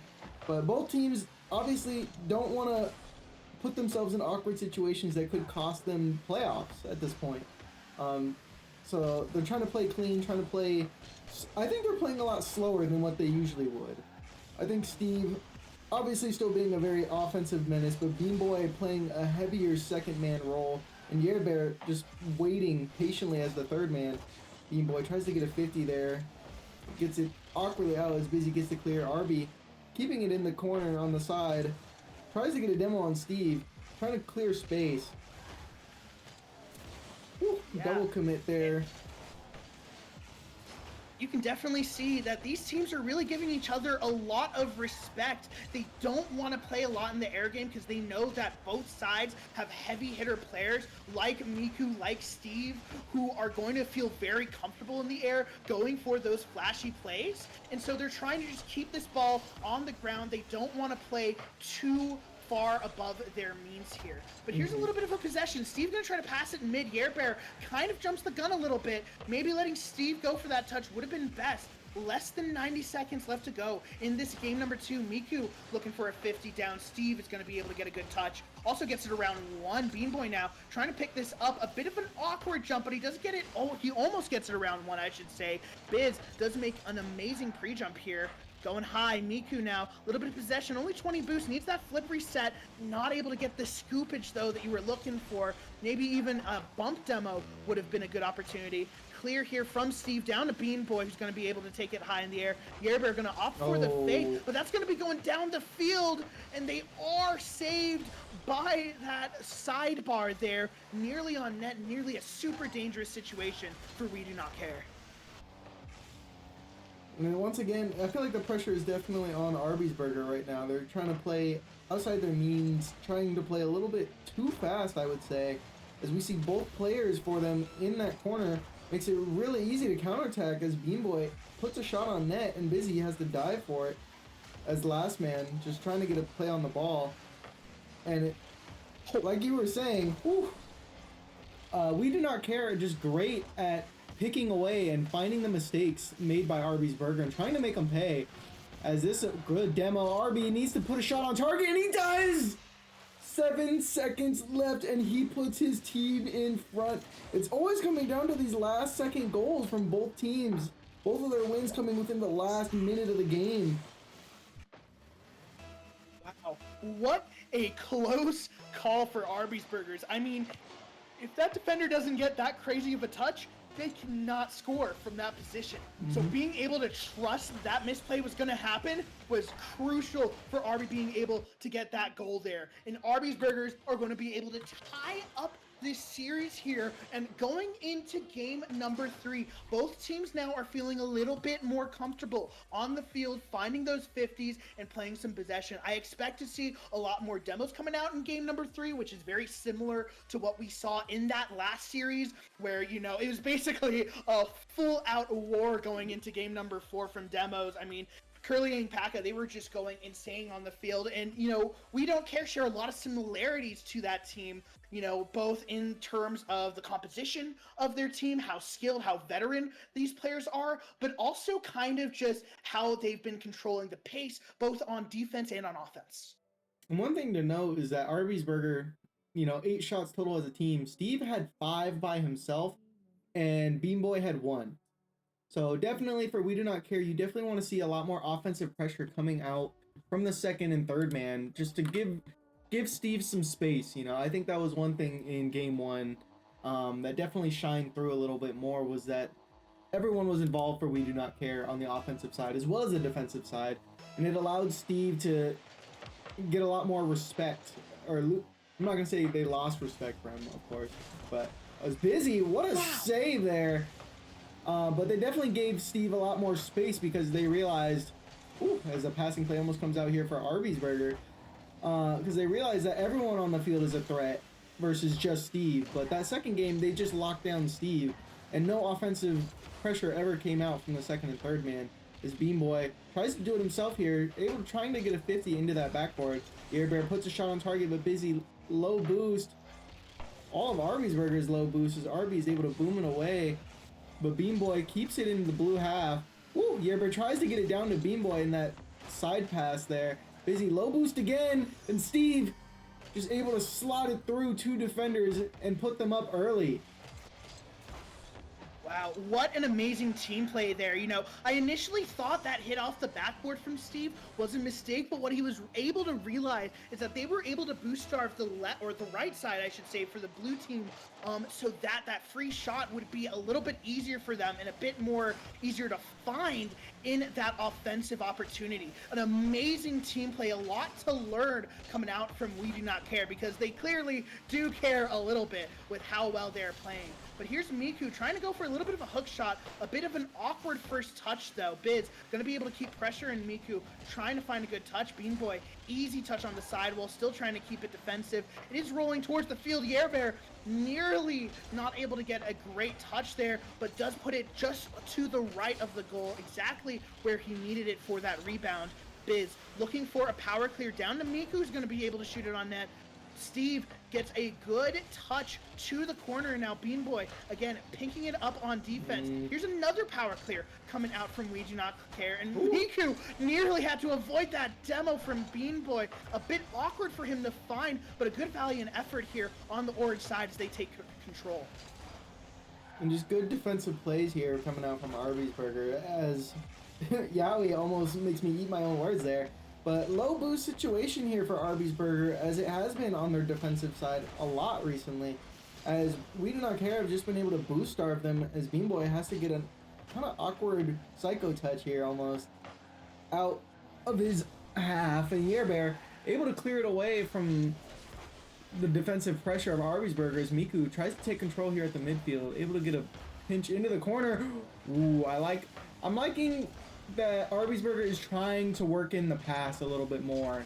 They just haven't been as clean or as precise as you would like as a player, you know. They've been a little bit behind, a little bit in an awkward position, or it's just been shut down by Steve as Steve tries to get the corner read. Unfortunately, it rolls out and away, and no follow-up came from his teammates there. Steve 50s Miku into the corner, Arby patiently waiting there. Tries to center it for his team, gets a misflip as Busy dives. No one's there to follow up for Arby's. Low boost situation here for We Do Not Care as Miku grabs the full boost, tries to get an misplay, double commit there. Busy tries to take a shot with low boost, but just can't get the power or the accuracy, unfortunately. A very close opportunity. Steve's going to shoot that downfield there, and We Do Not Care have just had a chokehold on Arby's Burger here. Asune Miku almost gets that flip reset into the top right though, but it just isn't enough, and the defense still holds up here for We Do Not Care, even when you think there is no hope for this team, that the goal is inevitably going to go in. Bean Boy is always going to find that crucial touch in order to make that shot just a little bit harder, and controlling the pace is exactly what We Do Not Care need in this series so far. Steve gonna be able to try to take a shot, just doesn't have the right angle. Biz gets a good high touch, trying to get that around Miku, who's a bit awkward coming back off that rotation. Now Steve here, going for a flip reset, but he's going to be met halfway into the air. Biz wants to redirect of his own. It's going to be centered, shot it, it's going to go in! The defense finally crumbles, and Arby able to tie up his team. The valiant effort from the captain. That's just really unfortunate right there. Air Bear right where he needed to be, but just can't get the right touch as he's in kind of an awkward position with his car, and it just bounces straight off the front of it and goes straight in. But he was right where he needed to be, just not ready for the shot, I don't think, or at least that fast of a shot. As Busy tries to set up Miku here for an aerial play. Miku able to catch and flip it up off the backboard. Busy, Arby tries to sneak it in again, but Bean Boy, the defensive anchor with a savior, able to knock it away as he tries to transition it into an offensive play and gets blocked by Busy. Oh, here we go. Someone needs to be up there for Arby's. Busy low boost tries to make an attempt. I'm loving the offensive pressure here from Miku, just constantly setting up his team with backboard passes. Just the defensive anchors of We Do Not Care have just been a little bit too much to break through, as all these games have been decided by a singular goal, as we are most likely going to be heading into OT unless RB, whew, I was A going little to say bit it. not enough boost there. Yeah, just a little bit. Almost there. As Miku gonna try and do it himself. Steve! Ooh. I think Steve was in a prime position to block that shot either way, but a valiant attempt from Miku trying to stop the golden goal from happening as he tries to take it into the air. Steve off the ceiling, unable to get a touch there as Miku misses the bump slash demo on Bean Boy. But Busy doesn't, and he's able to clear a path, going for the bump demo again. Busy, power shot, but Steve able to swat that away. Miku making an awkward touch, trying to get control, and Miku gets smacked away by Steve. And just like that, Arby's Burgers back on defense. Ooh. Oh, what a close play almost coming out there for We Do Not Care. And, I mean, we were talking a little bit about it earlier, Hatsune Miku, or Karsune Miku, I should say, not Hatsune Miku, although I'd love to have her here on the field. Karsune Miku's just looking so confident with this team. He's going for those risky plays. He's relying on his team for the defense as Biz gets a good save. The Beanboy's gonna get the other defender, and Bear gonna shove that in there for We Do Not Care, and they will take their second game, and they are on a match point to go into the playoffs. And this is huge. This is huge for We Do Not Care. Just trying to stay alive. Both teams obviously vying to just stay afloat in Swiss, as I think they'll have to play one more match. I think both of these teams are at 0-1 right now. So with this one, you know, obviously they're trying not to lose both sides, but exactly what I said before, where the second and third man definitely need to be a big component here for We Do Not Care, as both of them put in almost 3 shots. So there's a total of 11 shots total for We Do Not Care, but just as many saves too. You know, 7 saves coming out for We Do Not Care. So a good balance of offense and defense for both squads. Absolutely. I mean, even Arby's Burgers having 9 saves on the board, Biz with 5 there of his own. And, you know, you have to start to think, what can Arby's Burgers what are they able to do in order to relieve a lot of the pressure that they're seeing, especially in their own corner? They're seeing their clears getting shut down constantly, especially by Bean Boy and Bear, who are playing such a strong midfield presence. They just don't usually let them go to defense, and when they do go to defense, they're able to take control and have an immediate counterattack for their own. Arby's Burgers really needs to lock in here and find the strategy that's going to work to bring down this iron wall of a defense We Do Not Care has. Kickoff, a little bit of a miscommunication here coming out from Arby's Burger. He does get the clear anyway, though.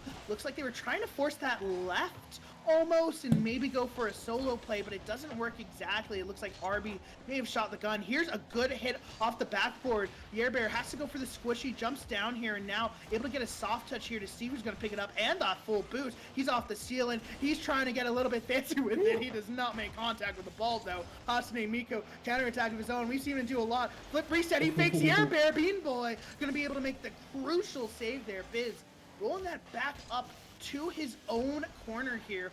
Pass down to Hatsune Miku, not going to be able to get the best touch, but it should work out there to keep their offensive pressure going. Bean Boy bumps Steve into the goal. The pull shot coming out this early. I mean, I guess they are on match point. You expected to see it, but wow. What an amazing play. It's that chemistry coming out from Bean Boy and Super Big Steve that really show that this is a dangerous roster. I don't even know how to describe that play. You know, it was all planned. Of course they planned that. Bean Boy definitely made comms like, hey, Steve, I'm about to knock you into the moon, as Steve just absolutely obliterates Arby on this 50, and it goes straight into their net. You know, all planned, of course, all planned. All planned. No luck here, no luck here. All game sense in the head.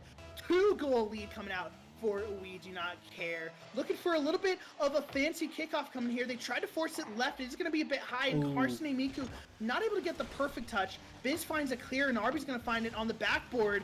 Unfortunately, that second man committed a little bit too much in the air. That roll down could have been a decent open net. They do still keep pressure, and Arby's going to go in for a 50, saved by Bean Boy. Carson and Miku off the roof trying to get a shot. Orange team looking a little bit scared on defense here, and there's that power clear coming out from Bean Boy. Arby doesn't make contact. Bean Boy makes a bit of a heavy touch off the backboard, and Carson and Miku able to find the clear back down to the orange side. And one thing I'm noticing right away is it seems like Arby's Burger is a lot more frantic this game, diving, trying to pre-jump, trying to be faster than the We Do Not Care squad, and it's just not working out in the way they want. I think they definitely, like right there, I think they just need to slow it down. I think they're trying to play above their means, and they're playing outside of their scope, and it's causing a lot of problems. And just like in game one, you know, We Do Not Care, they're going to take advantage of all those problems, all those issues that are occurring and arising to the top right now. So I think it's best if Arby's takes a breather, you know, takes a second and slows the game down, tries to play a little bit more possessive, maybe not as much pre-jumping, and a little bit more infield passing I think would work great. Like here, Arby trying to get that pass. There you go. And they're just running into each other too. It's the little things. It's the little things that count here as we say that. Steve just gets bodied. That has to be open. He gets the save anyway, though. You would think that goal would be so easy, so crucial. And Yerbear is just an iron block in the middle of the net. Harsene Miku finding it, and Yerbear's there again. Arby finally finds the goal. A little bit too long to find it, but it goes in nonetheless. 2 goals down there, and I mean, seriously, it's like it comes down to those small little mistakes and how fast you can both realize them and act on them. Because being able to see a mistake is one thing, but being able to attack on it is another. And a kickoff mistake comes out from We Do Not Care, and a 1 goal game for Arby's Burgers versus We Do Not Care. A beautiful read from Biz. And just like that, you know, they're back in it with 2.5 minutes left. 1 goal down. This is manageable. Definitely manageable for Arby and his squad. And I definitely think it was, you know, the lack of pre-jump. There wasn't as many pre-jumpings in their last 2 goals. They're playing within their means now. I think they realized that they were getting away from their fundamentals as a team. You know, they were getting away from the flashy stuff, yes, but also the infield passing, the downfield passing, of course, as Arby. Steve doesn't make him pay there. Was in a prime position to, but just let the ball get away from him with a very heavy touch there. As he gets control, 50s, nobody's there. Miku passing down to Busy. But Bean Boy waiting for the shot, almost anticipating it. And good touch there from Arby to keep it away from Bean Boy in the center of the field. Miku able to get a good clear, low boost situation here from the We Do Not Care squad. As Arby touches it down to Busy, who takes control. Steve patiently waiting in the midfield. Oh, not something you want to see. Ooh. Good save from Busy on low boost as Miku takes out the offense there. Trying to clear a path. Woo. As Miku can get to Bean Boy in time. Arby able to clear it away from Steve from that redirect, and Bean Boy gonna take it himself. Nice slow air dribble there. Gets flick over 1, just has 1 to beat. Steve able to play some great shadow defense there and boom it off of the crossbar. Great plays coming out. Air Bear almost has that shot. Gonna be a bit too far off, and Steve's gonna pick it up with the wall. Bit of an awkward touch. I don't think that's exactly what he needed. I think he had to dodge a demo last second. Here's that flip reset coming out, though. A lot of poppage. Bean Boy needs that double, leaves it for Yearbear. Biz gets in front of it. Arby, though, 0 boost, needs to clear this out mid. A double commit coming out, though, on offense. Definitely would have been a better opportunity. And I gotta be honest, I gotta give another shout out to Bean Boy here. I mean, his defense, like, and I mean this with no hyperbole, he has to be one of the best defenders in NA right now, like, genuinely. He has been so on top of everything. And now Miku trying to get that last goal in, but not gonna be able to do it. We do not care. A dominant performance here in the second series of the day. 3-1 against Arby's Burgers. Arby's Burgers will be eliminated from the That's really unfortunate. You know, I definitely wanted to see Carson and Miku get a little bit further into the playoffs. I think he's an offensive powerhouse for sure, but this game, Bean Boy just was on a whole nother level defensively this game. It's hard to get past, you know, a brick wall set up right at the goal line. But from both squads, it was really good. Definitely some great games there. All the games coming down to just a singular goal. But definitely room to improve for next season for sure. So just, I think definitely Arby's gotta keep their head high. You know, they played really well. Just unfortunately, they played a team that was almost an exact counter to them. I feel like their speed of the We Do Not Care and the defensive anchorship of Bean Boy was just a little bit too much for Arby's Burger to take on. Yeah, definitely. I mean, it felt like Arby's Burgers was just never able to find like that breakout moment where they're able to, you know, get a power clear, a strong like team play or a solo play. It felt like every goal that they had was kind of just an easy open net due to a mistake that We Do Not Care. And I think especially like watching Arby's Burgers throughout the season, I have super high hopes for every player on that roster. I mean, they truly have astounded me. Coming in, Carson and Miku coming in as a sub has to be such a difficult feat to pass when you're a competitive player in the collegiate scene. And Carson and Miku stepped up to that pedestal exactly when he needed to. So I wish everybody on that team the best of luck. I wish Tamu the best of luck in their Rocket League endeavors. Endeavors. But yeah, we will have a few more matchups coming your way. We got the winner of PGA versus Glorpfeet versus the loser of Cap versus BCAI. That's going to be coming up here in just about a half an hour, so don't go anywhere. We will be right back.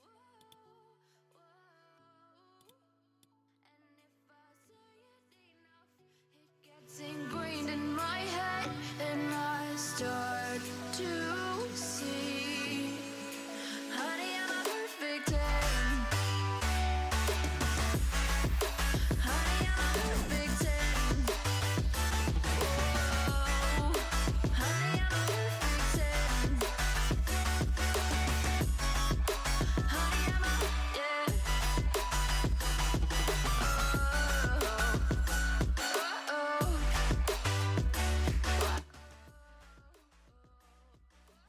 Just kidding, All everyone. right. We are so back, and we're gonna be doing a special panel with Lynn.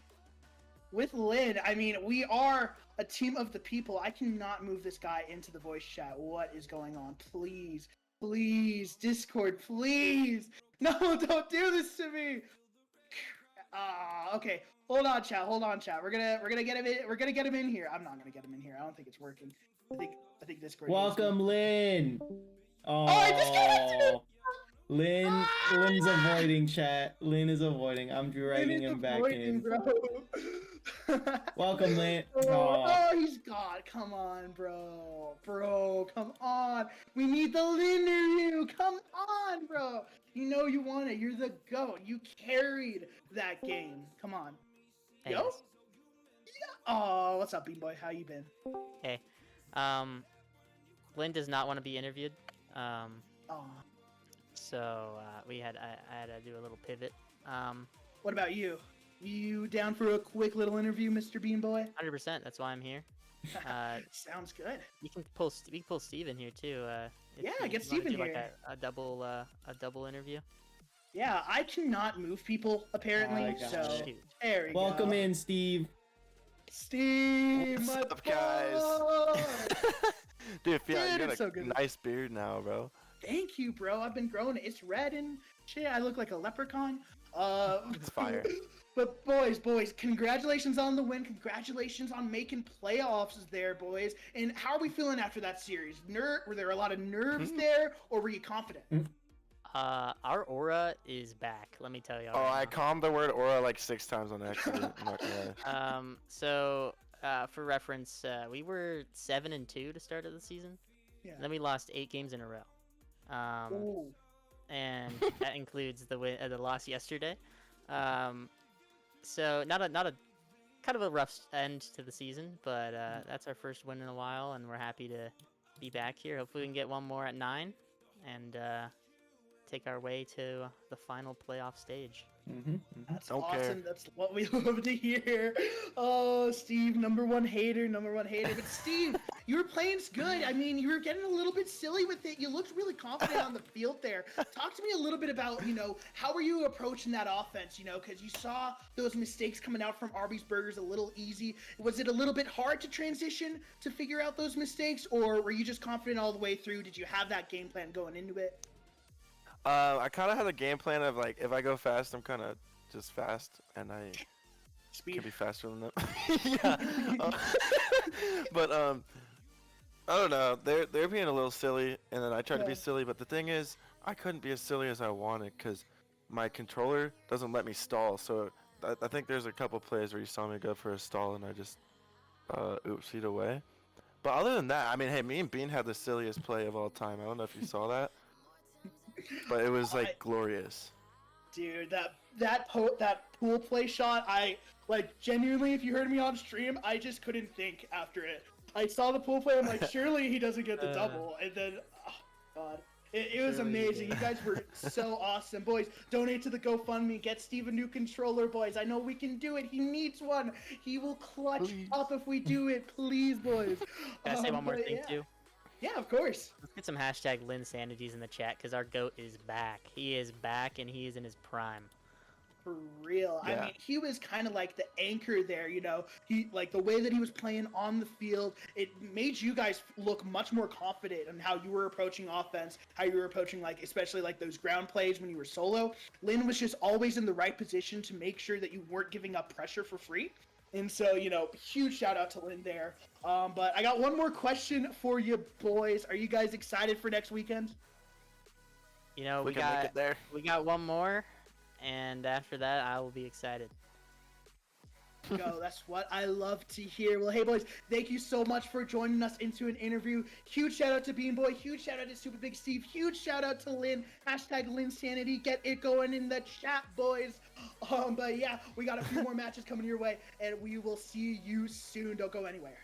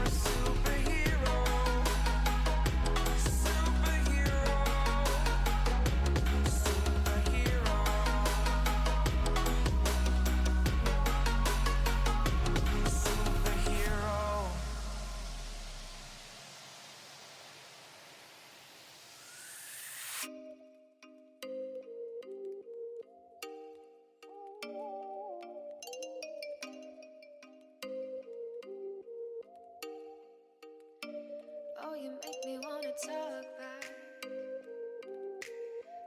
back to you. Say it like that. If I hate you, then find someone new. Baby, but you know I never will. No, so I choke you down just like a pill.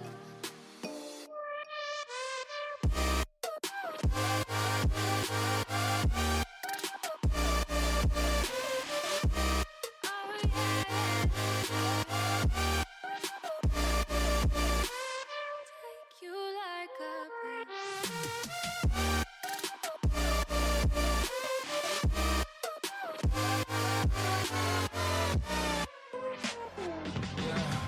I can never ever find the right words, and there's no way this is real life. There's no telling you're the right girl, so I can only say that it feels right. It feels right. It feels right. Yeah, I can only say that it feels right. It feels right. It feels right. Yeah, I can only say that it feels right.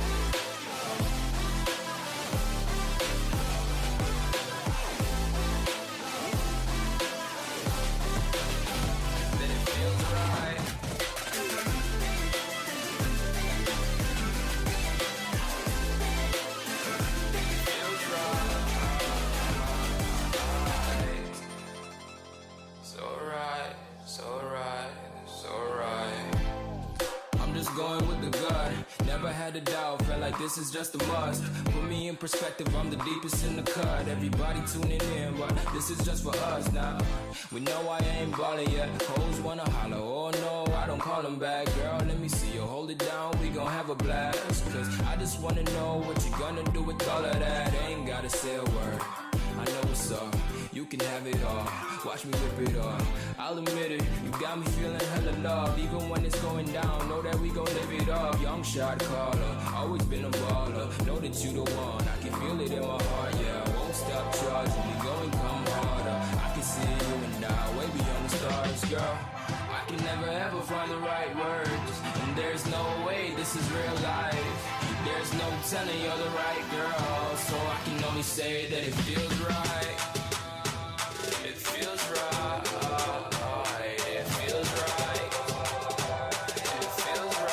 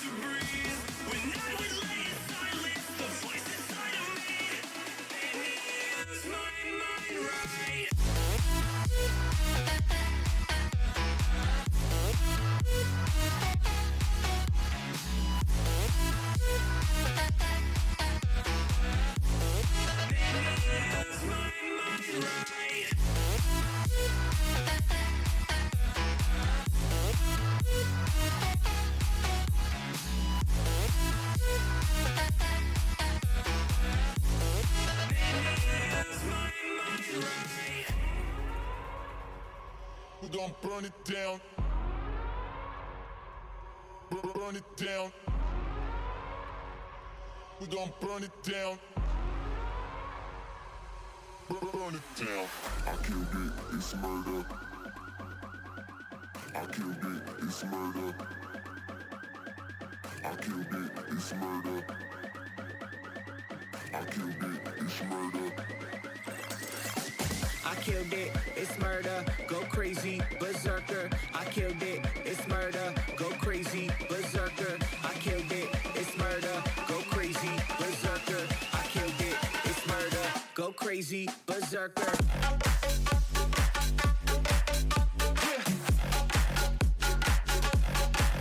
Show them.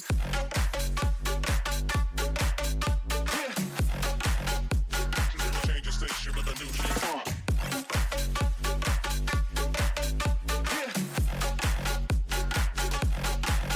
Show them.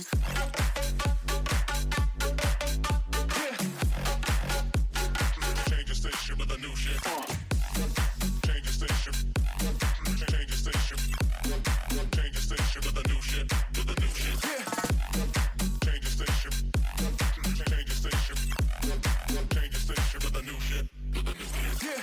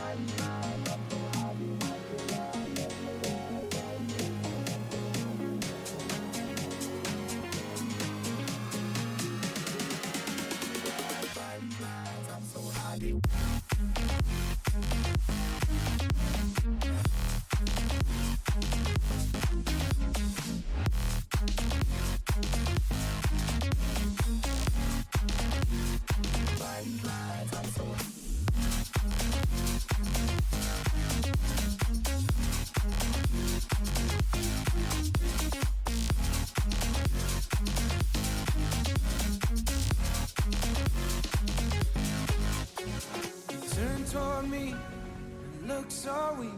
I've never seen you with such tired eyes.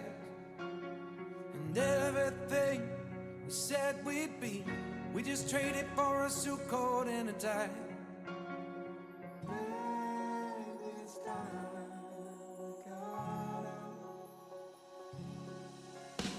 And underneath the rows of trees, I will see you where the ocean meets the sky. Under your toes, the fire grows. You are ready for a different kind of life. You're silent, bold, the wind is cold. You must return to the wild. You're silent, bold, the wind is cold. You must return to the wild.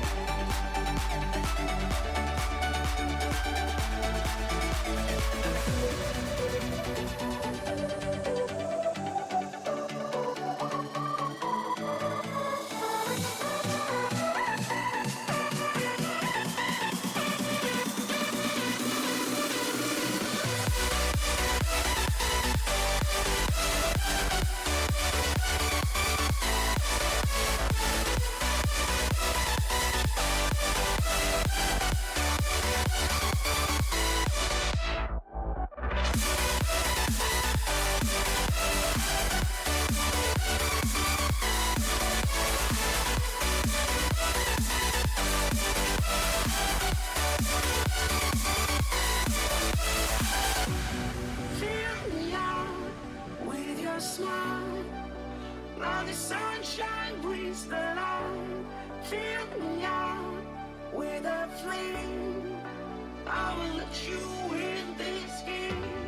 Take me out when I'm down.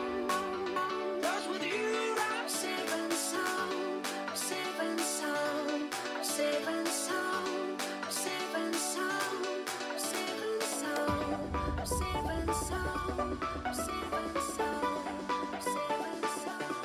I'm safe and sound.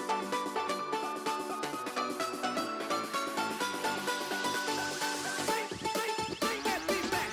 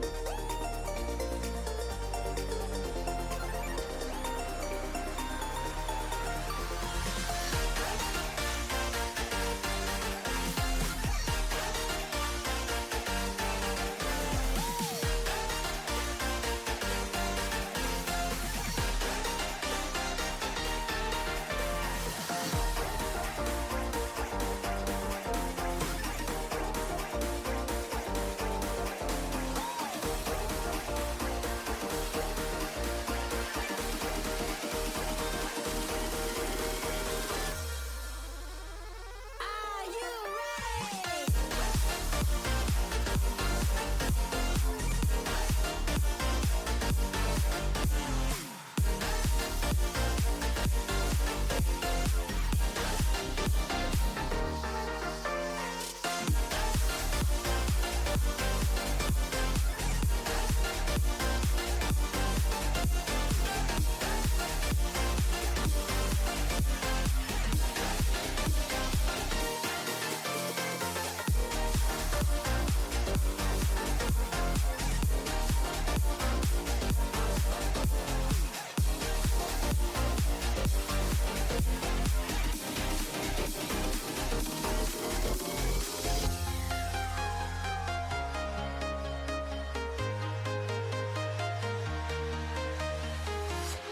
I'm walking alone, the streets are empty. The only thing I can see is my own silhouette. I'm getting stronger, step by step. The clock is ticking, but there's no time for regrets. I've been flying from town to town, from London to Taiwan. I've been all around the globe trying to protect your soul. We are heroes tonight. We will fly above the sky. We are heroes tonight. Yeah.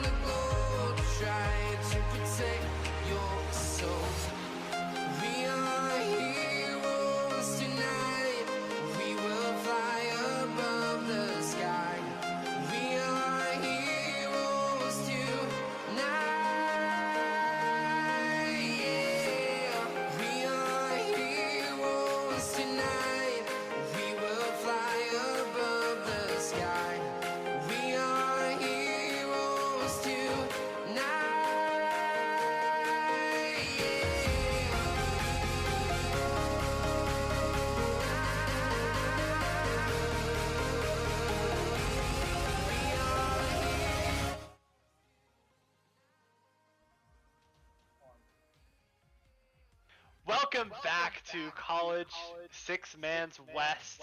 In this Swiss stage, right now we had seen a pretty good series between the last two teams. Right now, our next series is going to be Glorpfeet versus Big Chins All Ins. Two teams who, going into the Swiss stage, were expecting high hopes, and now meet in this best of 5 in the 1-1 stage. A very important part of the Swiss stage. Win one, you're in a great position. If you lose, fortunately, you are not doing well. Taking a look right now at the schedule, we do see up next, I believe that it was, or after this game is going to be Big Chin Zolin versus Curly and Paka. And then after that is number 10 Arby's Burgers versus number 11 We Do Not Care. And then after that it is Glorpfeet versus Loser Big Chin Zolin, which is where we are right now. And then after that we are going to. Uh-oh, did we lose Sax? Or is that just me? I think we lost Sax. Okay, Sax is gone. All right, guys, it's just me. I gotta take over stream now. That's okay. So as he was saying, we're currently on the Glorpy versus Big Chins and All Ins game, so you can go ahead and pull that up. We'll pull up the teams. We'll take a look at him. But on one side we have Glorpy, Krim, Comfy, and Ricer. I know it says Krim on there, but I believe Krim is being subbed out for a substitute player in this series. I believe that substitute player is... I actually don't know. Is it Minty? Might be Minty. No, wait, is Minty on the other side? Someone is being subbed for someone else. That's all I know. We'll find out when we get in the game. I wasn't aware of who's subbing, but anyways, it is not going to be Krim. It's going to be a sub for the captain and Comfy and Ricer. And then we have Crimson Chin, Swift, and Nero on the other side for Big Chins and All Ins. I hear you, but you're back, Sax. I think you're good. I think so. Can y'all hear me? No now? worries. Yeah, we hear you. I picked up the slack, but it does look like we have all the teams. I think we have all the teams in the... Or are we missing someone? I think I see 8 people, and I think we should have 9. We should so. have 9, 3 blue, 3 orange, and then myself. That's about, and our lovely stream manager, stream manager 0404. Thank you so much for even making this happen. True. So we'll go ahead and just wait for someone for the last player to join. But I will say, for this matchup, I'm looking forward to seeing how Crimson Chin plays. Oh, I lied. I guess we do have the teams ready, or at least they're joining, so we should be good to go. let me get. Yeah, it is Minty. All right. So Minty is subbing in, and then we also have Ricer, who is playing on Busy's account. So that's going to be something that we have to keep in mind whenever we see Busy. It's going to be Ricer instead. So just a fair forewarning for the stream. But we have Minty, who's going to be subbing in for Krim, and then on the other side we have Swizz, who should be subbing in for one of the Big Chins and All Ins players. This should be a good game. I'm excited to see how Crimson Chin picks it up, because he's been one of those players I've been looking at the entire season. He can really carry his team when he needs to, but this is now, the Swiss stage of the playoffs, so it's going to be a lot more challenging of a task to get his team locked in for this one. Absolutely. As Crimson Chin, in the game I casted last night, Crimson Chin was on absolute fire. I cannot remember who they were playing against, if someone in chat wants to pull that up. But right now, Crimson Chin definitely seems to be one of the MVPs of this entire one, as a shot comes out, and unfortunately Comfy is going to be there. Crimson Chin, as I was talking about, over there to BZ, who I can't remember who BZ actually is. It's something for Ricer. Ricer, that too. Okay. Yeah. It's kind of complicated, but Ricer did have to go and jump on Busy's setup on his computer, so that's why we're having to keep that in mind. It is going to be an open net on the other side. Crimson Chin going to open up the scoring in game number 1 for Big Chins and All Ins, taking the lead here. I did say that Crimson Chin is going to have to be the catalyst for a win here for Big Chins and All Ins, but obviously to see Glorpy give up a wide open net like that, they're going to need to step up their defense if they want any chance of staying in this series. I know it's only been one goal, but I think I have seen Glorpy have some defensive woes in the past, so we got to clean that up, especially now that it's the Swiss stage. Absolutely. Glorpy, as you remember, I believe it was against Hospice that they took them into Game 5. I can't remember who won that, but that series was an absolute thriller. I believe it was Hospice who won in Game 5 in a very grueling 3-minute overtime, or something along those lines. It might have been a 9-second one, but oh wow, it's a double tap coming out from Crimson Chin. Comfy just not able to get back, and all of a sudden, Crimson Chin and Big Chin's All in a commanding 2-0 lead with about 3:22 left. Yeah, this is one of those moments where like it's very easy to hype up a player and for them to underperform, or you can talk about a player carrying their team, but Crimson Shin has already opened up scoring with 2 solo plays. You know, like having a good team effort is important, but he is right now putting the team on his back. He's done a good job of getting that ball where it needs to go, which is the back of the net. And we're looking to have him continue this series. He's looking for a corner redirect. Minty is going to get it clear though. Swift up, runs out of boost as he hits that ball. Comfy should be able to clear it away. Swizz up very early. Pops it to his own backboard. That looks a little bit dangerous. Crimson Shin was awkward off the backboard too, and a shot from Minty that finally comes through. And I think it was a miss from Comfy, but he didn't end up needing to hit it. Minty helped him out here, and finally an answer for Glorpfeet, and that's something that will probably give them a little bit more relief. Absolutely, this was a really good shot by Minty, just placing it right into that top left corner, just unable to where the defense was able to get it, especially shooting at near to the far post, as making sure that backman wasn't able to get it, and that was a really good play by Minty. It's a huge save coming out from Swizz, as right now just looks like the blue team just trying to regroup, trying to get back on offense, as it looks like Comfy just able to get it past one and can't get the second touch. That might prove to be costly. Try and get them back on offense. And right now it looks like a bump is coming out. Crimson Shin just able to put it there. Comfy expecting the high shot. And unfortunately the Glorpfeet defense was just taken off. And this definitely goes into what you were saying when this game first started, that Glorpfeet was going to have these defensive woes. I think if the only way that Glorpfeet wins this is if they clean up on the defense. Yeah, definitely. I mean, it is tough. It's easier said than done to just kind of clean up your defense, but it starts with having good rotations and with avoiding bumps. I mean, I would know. I'm one of those players who gets bumped a lot, unfortunately. I went from going someone who bumps a lot to getting bumped a lot, and I just, like, it's hard to avoid those, like, I understand, but when it comes to having a 3v3 situation in which one bump can completely leave your net wide open, that's something you really got to, you know, look out for, even if it's not at the top of your mind. Always, you know, you got to be aware of that being a possibility. So far, Glorpfeet is at least giving themselves a couple chances, and as much as they have been failing a couple times on defense, there have been a few lapses for Big Chins and All-Ins, and it's led to 2 goals. This one coming from the hand of Comfy, as he just kind of finds an opening in the defense, and still a very even game despite the stellar performance to open up from Crimson Shin. Absolutely, going back to Crimson Shin, it looks like he actually wasn't able to get the touch he wanted on that one, and it was just able for Comfy to get an easy shot. Now it's Swizz over there trying to clear it out, trying to get something going. Crimson Shin taking his time, has the 50. Now it's over to Swift, flicks it over one. It's a 1v1. Minty's able to get there. Swift no boost. And now it's over there. Back over there. Can Comfy take a shot on? A bump comes out, but it's not enough. As right now Swift is able up, beats out one. Swift trying to just maintain possession right now. Gets a good 50. Crimson Shin is able to be there. That might be open, and it is. And Swizz on the cleanup makes this a 2-goal game. It's another one of those demos. I mean, well, actually, I was going to say it was a demo. That's just a defensive mistake. I'm not sure exactly where Minty was. He was very far away from that, and his other 2 teammates were beat out to the ball. But just a good attack from Big Chins and All-Ins. They're doing just enough right now to stay ahead, which really is all you need to do. I mean, obviously, as long as your score is higher than the other teams at the end of the game, that's what matters. They are keeping it a little bit close, but, you know, that they're doing enough so far, as Swizz is going to try and carry this ball up. Ricer doesn't have enough boost there. He's going to try and control it, but Crimson Shin comes in quickly. Shot off target from Swift. Minty saves it anyways. He's going to try and take this himself. Full boost. Can he get something off the ceiling? Looks for the middle as Comfy gets the ball. Ricer up for it as well, trying to get a 50, but it's not going to go past Crimson Shin. Maybe another chance for Comfy. He misses that one. And an attack for Glorpfeet that so far has been very suffocating, and that finally is going to lead to a goal, as Ricer, again on Busy's account, is going to put a shot into the back of the net there. And it did look like Crimson Shin might have had a chance, but you got to jump for it, and he was just a little bit too slow there. It was unfortunate for him, especially for the unfortunate 50 that was just able to bounce it out, and Ricer was able to get there right before anyone else was able to really get there. And now all of a sudden, if you're Glorpfeet, this is a very winnable game.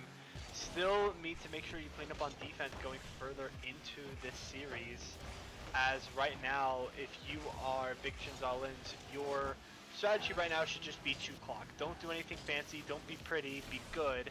And right now, this has just been a lot of time stalling right now. Like, they're not really going to go for goals, they're not really just going to like do anything much, and right now, like, this has just been a level of stalling.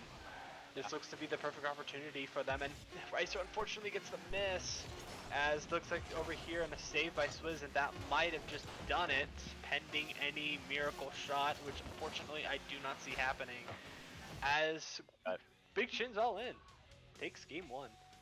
Yeah, very well done from Big Chins and All-Ins. Like I said, I mean, they kept it, or the other team, Glorpy, kept it close. It felt at times Big Chins and All-Ins was maybe not doing quite enough to pull away from the other team. That's a crazy scoreboard. Before we leave, we might want to get a new server up. Before we leave this scoreboard, I just want to take a look. Crimson Chin with 800 points, 3 goals, 1 assist, 3 saves, and 4 shots. I mean, he has a stacked sheet there. And then 527 from Swizz, and then 86 from Swift, which is kind of crazy to me. We'll go ahead and switch servers here real quick, but just noticing that, I mean, Sax, that's a crazy carry job from Crimson Shin in game number 1, but his team does need to step up. I mean, especially Swift, who was at the bottom of the scoreboard there. That like, you can't really, I wouldn't say you can't get a series win off of one player just playing crazy like that every single match, so. Absolutely. Rocket League is, everyone knows that Rocket League is a team game, but you can, solo play is going to only take you so far. You have to be able to communicate with your team and also be able to contribute with your team. And I believe it was Swizz who you were saying earlier, he had about 86 points. Someone correct me if I'm wrong. I think it was Swift. It's kind of hard because they're basically the same name, but yeah. But yeah, he had about like 86 points, which it wasn't really as well as other people had wanted it to be, and yeah, I think right now Crimson Chin doing all of like what he's doing is working. However, the thing is that his team needs to step up if they want to win the whole thing, because the solo plays are only going to take this team so far, especially in this game number 2. You're up 1, but right now you need to kind of regroup both teams, making sure they get everything. And as Crimson Chin, as I was saying, a huge shot coming out, and unfortunately that were there. Now it's Comfy on the counterattack.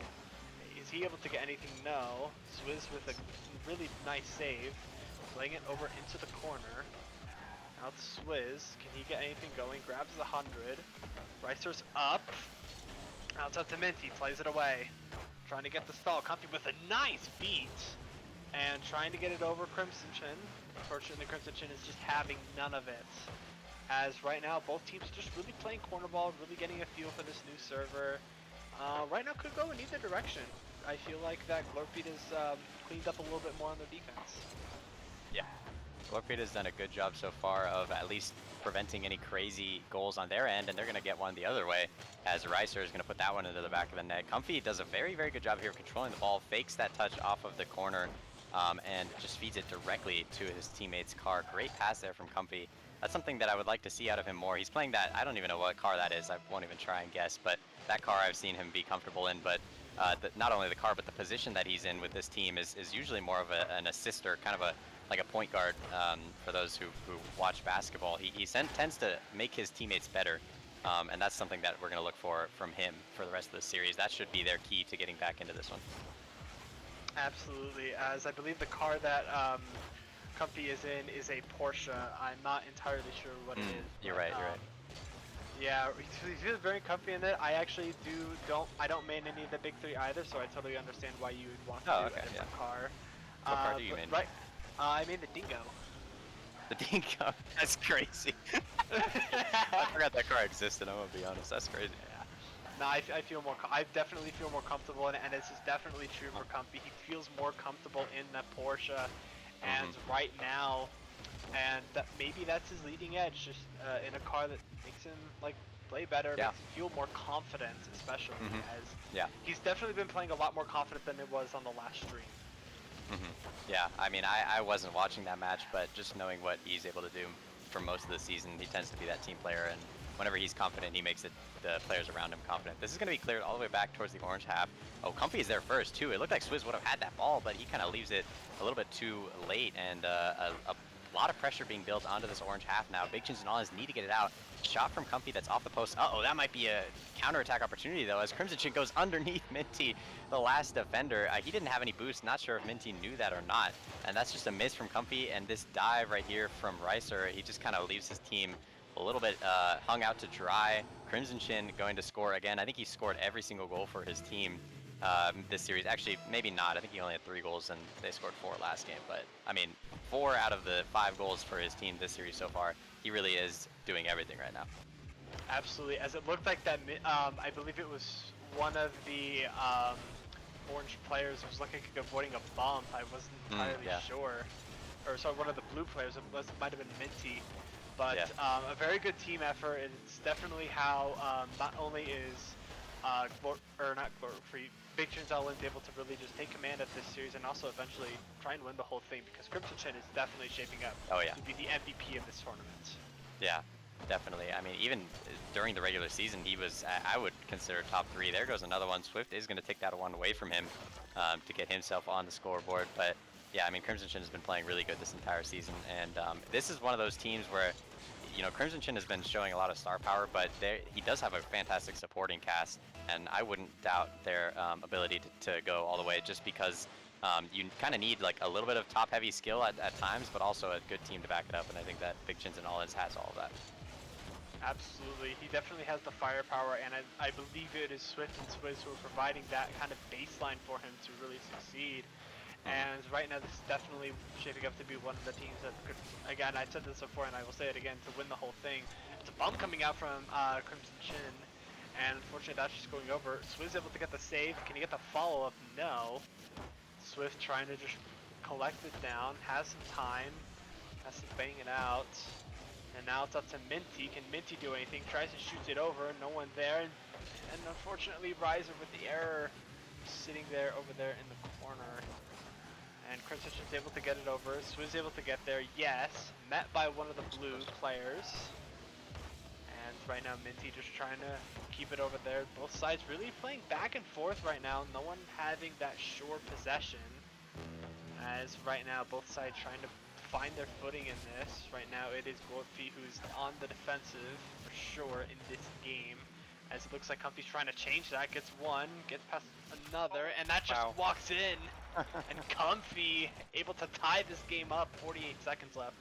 What a solo play. That's crazy.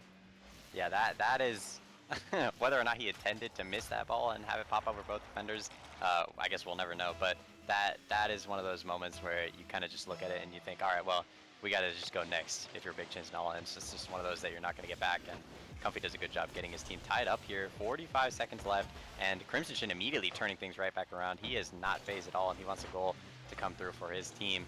A chance now from Swift. He's not going to have enough boost to chase that one. Comfy had opportunity and plenty of boost as well, but he's unable to beat that out. You do not want to leave the ball for Crimson Chin if you are Glorpy here, and they do. And he doesn't really do too much with it, but there's still so much pressure from this orange team. Swizz looking midfield. Crimson Chin had plenty of time to get to it. He still has it controlled, looking for a double tap, and he's going to get a dunk as well. Over Ricer's head. Swift looking midfield, popped off the backboard. Swizz going to come through, and it's off the corner again. No counterattack opportunity for Minty as he has no boost. We're looking midfield one more time. Crimson Chin, 2 touches, gets a dunk on Ricer, but that's passed, and Swizz is not even here. Ricer's going to get a chance. It's tapped away. We have overtime in game number 2. That last minute was pretty chaotic. Absolutely, just both teams trying so desperately to try and avoid this overtime, but unfortunately it was inevitable. A good demo coming out from Comfy, just trying to establish this offense very quickly, and it looks like this might have been a quick one, and Swift's not able to get there, and it's Minty who's able to shut the door very early on this Big Chins All-In team and take a 1-1 tied series going into game number 3. That is unfortunate. You hate to see that. Crimson Chin played so well last game, obviously, this game as well, and he just kind of gets a touch that I'm sure he'll want back off of that sidewall, ends up clearing it too far central, and passes it to a Glorpy player. That is unfortunate. Despite all of that, and despite that one mistake at the very end, Crimson Chin again ends with 553 points, and Swizz and Swift also, you know, picking up their slack this game. It just seemed like Glorpy had a bit more of a team play. More of a team chemistry dynamic going for this game, and I think they picked it up, and now being tied 1-1, definitely have a much better outlook on this series. Absolutely. As kind of just taking a quick peek at the stats, Glorphy had a combined 14 shots this entire time, so they were definitely in control this entire time. Big Chins All-In had 7 saves, and so it was definitely all Glorphy this entire time when it came to this offensive and just like really putting a lot of pressure on this Big Chin's All In's defense, and unfortunately for them it was not enough. And also shout out to Crimson Chin as well. 1 goal, 1 assist, 3 saves, and a whopping 6 shots. He had more shots than his entire team did combined and doubled, which is absolutely insanity to me. Yeah, that is pretty crazy. We're gonna wait to see if we have a server change. I don't believe we will. We've obviously been playing on West servers, as this is CRL West 6-mans, and you know the unfortunate reality is some people go home for the summer break. They go home for vacation. So we're gonna stay on West servers for now. So we will get right into game number 3. Crimson Shin's gonna have to try and do something here. Has plenty of time. Going for a musty, he's gonna open it up very quickly, trying to get a dunk on Comfy onto that backboard. Comfy has decent amount of boost to carry it out, but only goes as far as Swizz, who cuts that off very quickly, trying to stay around and be a nuisance as well. It gets the ball back to his teammate. Bit of a rough touch from Crimson Shin. He's going to have to give it away. Minty looking for something, gets bumped off the ball. No boost left either. Crimson Shin with a pinch towards the net. It's going to be slightly off target. An opening onslaught of pressure here from Big Chins and All Ends. It feels like it's finally just gotten cleared away by Glorfeed though. Yeah, this is definitely the Glorfeed that we saw in game number 2, just really maintaining that pressure on Big Chin's All Ins, and it's definitely and if you're a Big Chin's All Ins, this is definitely a bend don't break game, as you saw the last time. It just wasn't able to get as well as weird. It's a bunch of bumps come out as Minty trying to keep that offense going, but unfortunately just not enough. Now it's up to Crimson Chin, who we've seen play so much. Now Swift tries to get something going of his own. Gets the double. Unfortunately, no one's there, and Minty with the save. And this was just an unfortunate events for this orange offense. That was a good attempt there. I mean, he almost had that double tap, and that would have been very impressive if he would have been able to put it in. As of right now, though, they're still a little bit low on boost. Everyone except for Crimson Shin, who cuts that off very quickly. Trying to get off of that ceiling to get another touch on the ball. He's unable to do so. A couple of weird pinches from Swift off of that sidewall, but it ends up settling back into their team captain's hands. Crimson Shin looking for something, unable to get that read off of that corner. It's going to be a clear here from Glorfeed. It seems like Glorfeed so far is just kind of booming this ball out of their side whenever it comes to them, and I don't blame them at all. When Crimson Shin has the ball, it's very dangerous. Swizz looking upfield for Swift. Swift looking midfield.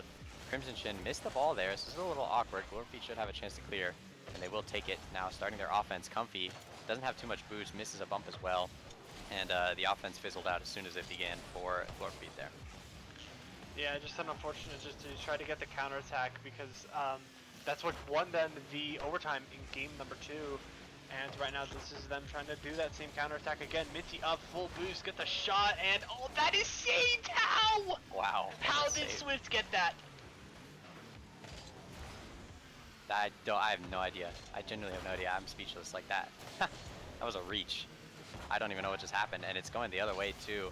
This is a lot of pressure now. You got to build off of that if your Big Chins and All Ins are looking to do so. Swift is trying to get something going. I mean, that was just one of those moments where you wonder why it's not in the net, but you got to move on from it, and you have to try and continue to capitalize off of it. Swizz here is going to try and get a dribble out here. I can't even see what's going on because the director cam was a demo, but he is going to get it towards the blue net. And Minty has no boost here, trying to take control. A lot of pressure here from the orange side, and Crimson Shin going to get demoed. That should relieve it a little bit. But no, it isn't. Swizz still on this ball. He might even have a chance again, but Minty with the clear. And finally settling back into this orange half. We'll probably go back to playing Boomer Ball here in just a moment. Yeah, this is definitely just back and forth. Whoever can get the establish their footing first. And right now it looks to be that it might just be Big Chins All In. Right now, just both teams trying to get something. That might be a mistake. Trying to put it left, and unfortunately that's off. With the save as well. More demos coming out. And right now Swift tries to get it over one. And unfortunately Comfy just not having it. He can't get it over. So now it's Minty. Gets it out. And now it's over there. Back to Crimson Chin again. We know how he plays. Get the flick, and that's just past them. Wow. Nothing to really do. Crimson Chin, 1:16 left, puts them on the board. Wow, what a shot there from Crimson Chin. That is a perfectly placed flick right into the top shelf. And once again, the team captain for Big Chins and All Ins is taking control of this game, just as he did in game number 1. That got him the win, and in game number 3 he's doing so as well. goal number 2 from Crimson Chin, 2 in quick succession as well, as he puts this one right past the defense, and that really, you know, you could chalk it up to being a kickoff goal, but again, good positioning there leads to him getting a deserved goal. Absolutely, it was a very well-timed kickoff. Our company just wasn't able to get there in time. And now, if you are Glorpy, you are staring down the barrel of 0-2 in this game number 3. And right now, you just need to start rallying and just try and get something together. Try and piece it together as fast as you can. Time is not on your side at all. Since you're just able to get it over, just trying to stall them out, trying to just chew the clock. As it looks like Rice was just not able to get there. Now it's up to Comfy, not able to get anything as well. Back into the hands of this orange team. Minty trying to just keep it away from them. It's up to Comfy, just playing a little bit of boomer ball, not much. It's up to Swift, just keep stalling. And now it is going to be up to Crimson Chin. Can he get anything going? No, just keeping that in the midfield right now, both sides. Swift not able to get anything going, and that's the goal that they need. Comfy with a great low shot, and now Glorp Feet are back in it. Yeah, this is exactly what you want to see if you're Glorp Feet. I mean, it did look like a little bit of desperation, but obviously when you're down 2 with under 30 seconds to play, you just want to start playing fast. You just want to throw yourself at the ball. That's exactly what Ricer did there, and he gave Comfy a great chance at a shot. Comfy's going to give himself another opportunity here off of the backboard. Looked like he had a chance, but there's no one in net, and Ricer is going to tie up this game. And 2 goals in the last 30 seconds, and Glorpy has turned this game right back around. I'm not sure what happened to the defense here. Swizz had a lot of boosts, and he was on his way back from the midfield. Seemed like a miscommunication there. We're all tied up now, and we might even see overtime in game number 3 as well. Yeah, definitely a lot more intense. Again, I'm not sure what really happened to the defense over there. Crimson Chin trying to end it off the backboard. Anyone there? Swizz and Swizz is having none of it. And Swizz is able to deny the overtime. Glorp Feet, 4 seconds left. Can they do it? I can't even say that he's denied the overtime yet, just knowing how many goals have been scored in the last 30 seconds. We gotta wait here and see if Glorp Feet is able to make this comeback. 3 seconds left. The ball is gonna go up onto the wall. It's gonna give Ricer a chance to pitch it, and it just kind of flops to the ground. And that finally is it. Big Chins and All-Ins a scare there in game number 3, but they are able to go up 2-1 in the series, and now on match point, that really is all that matters. Like I said, the ending score is all that matters. Doesn't matter how you get there. It feels like both of the games that Big Chins and All-Ins have won, it's been very, very close, but they're here on a match point, and that's really, you know, what they'll be glad about for sure. Absolutely. Just kind of taking a quick little peek at the stat sheet. Big Chins All-In was on the offensive this entire time, had a combined, math can do me right, it looks like 12 shots compared to Glorp Feet's 6 saves, which very much just shows how much on the back end that Glorp Feet was this entire time, and unfortunately they just weren't able to rally as much. They did rally in that end, but unfortunately it was too little too late going into this game number 4. Down 2-1 in this best of 5, and Glorp Feet now or never in this series.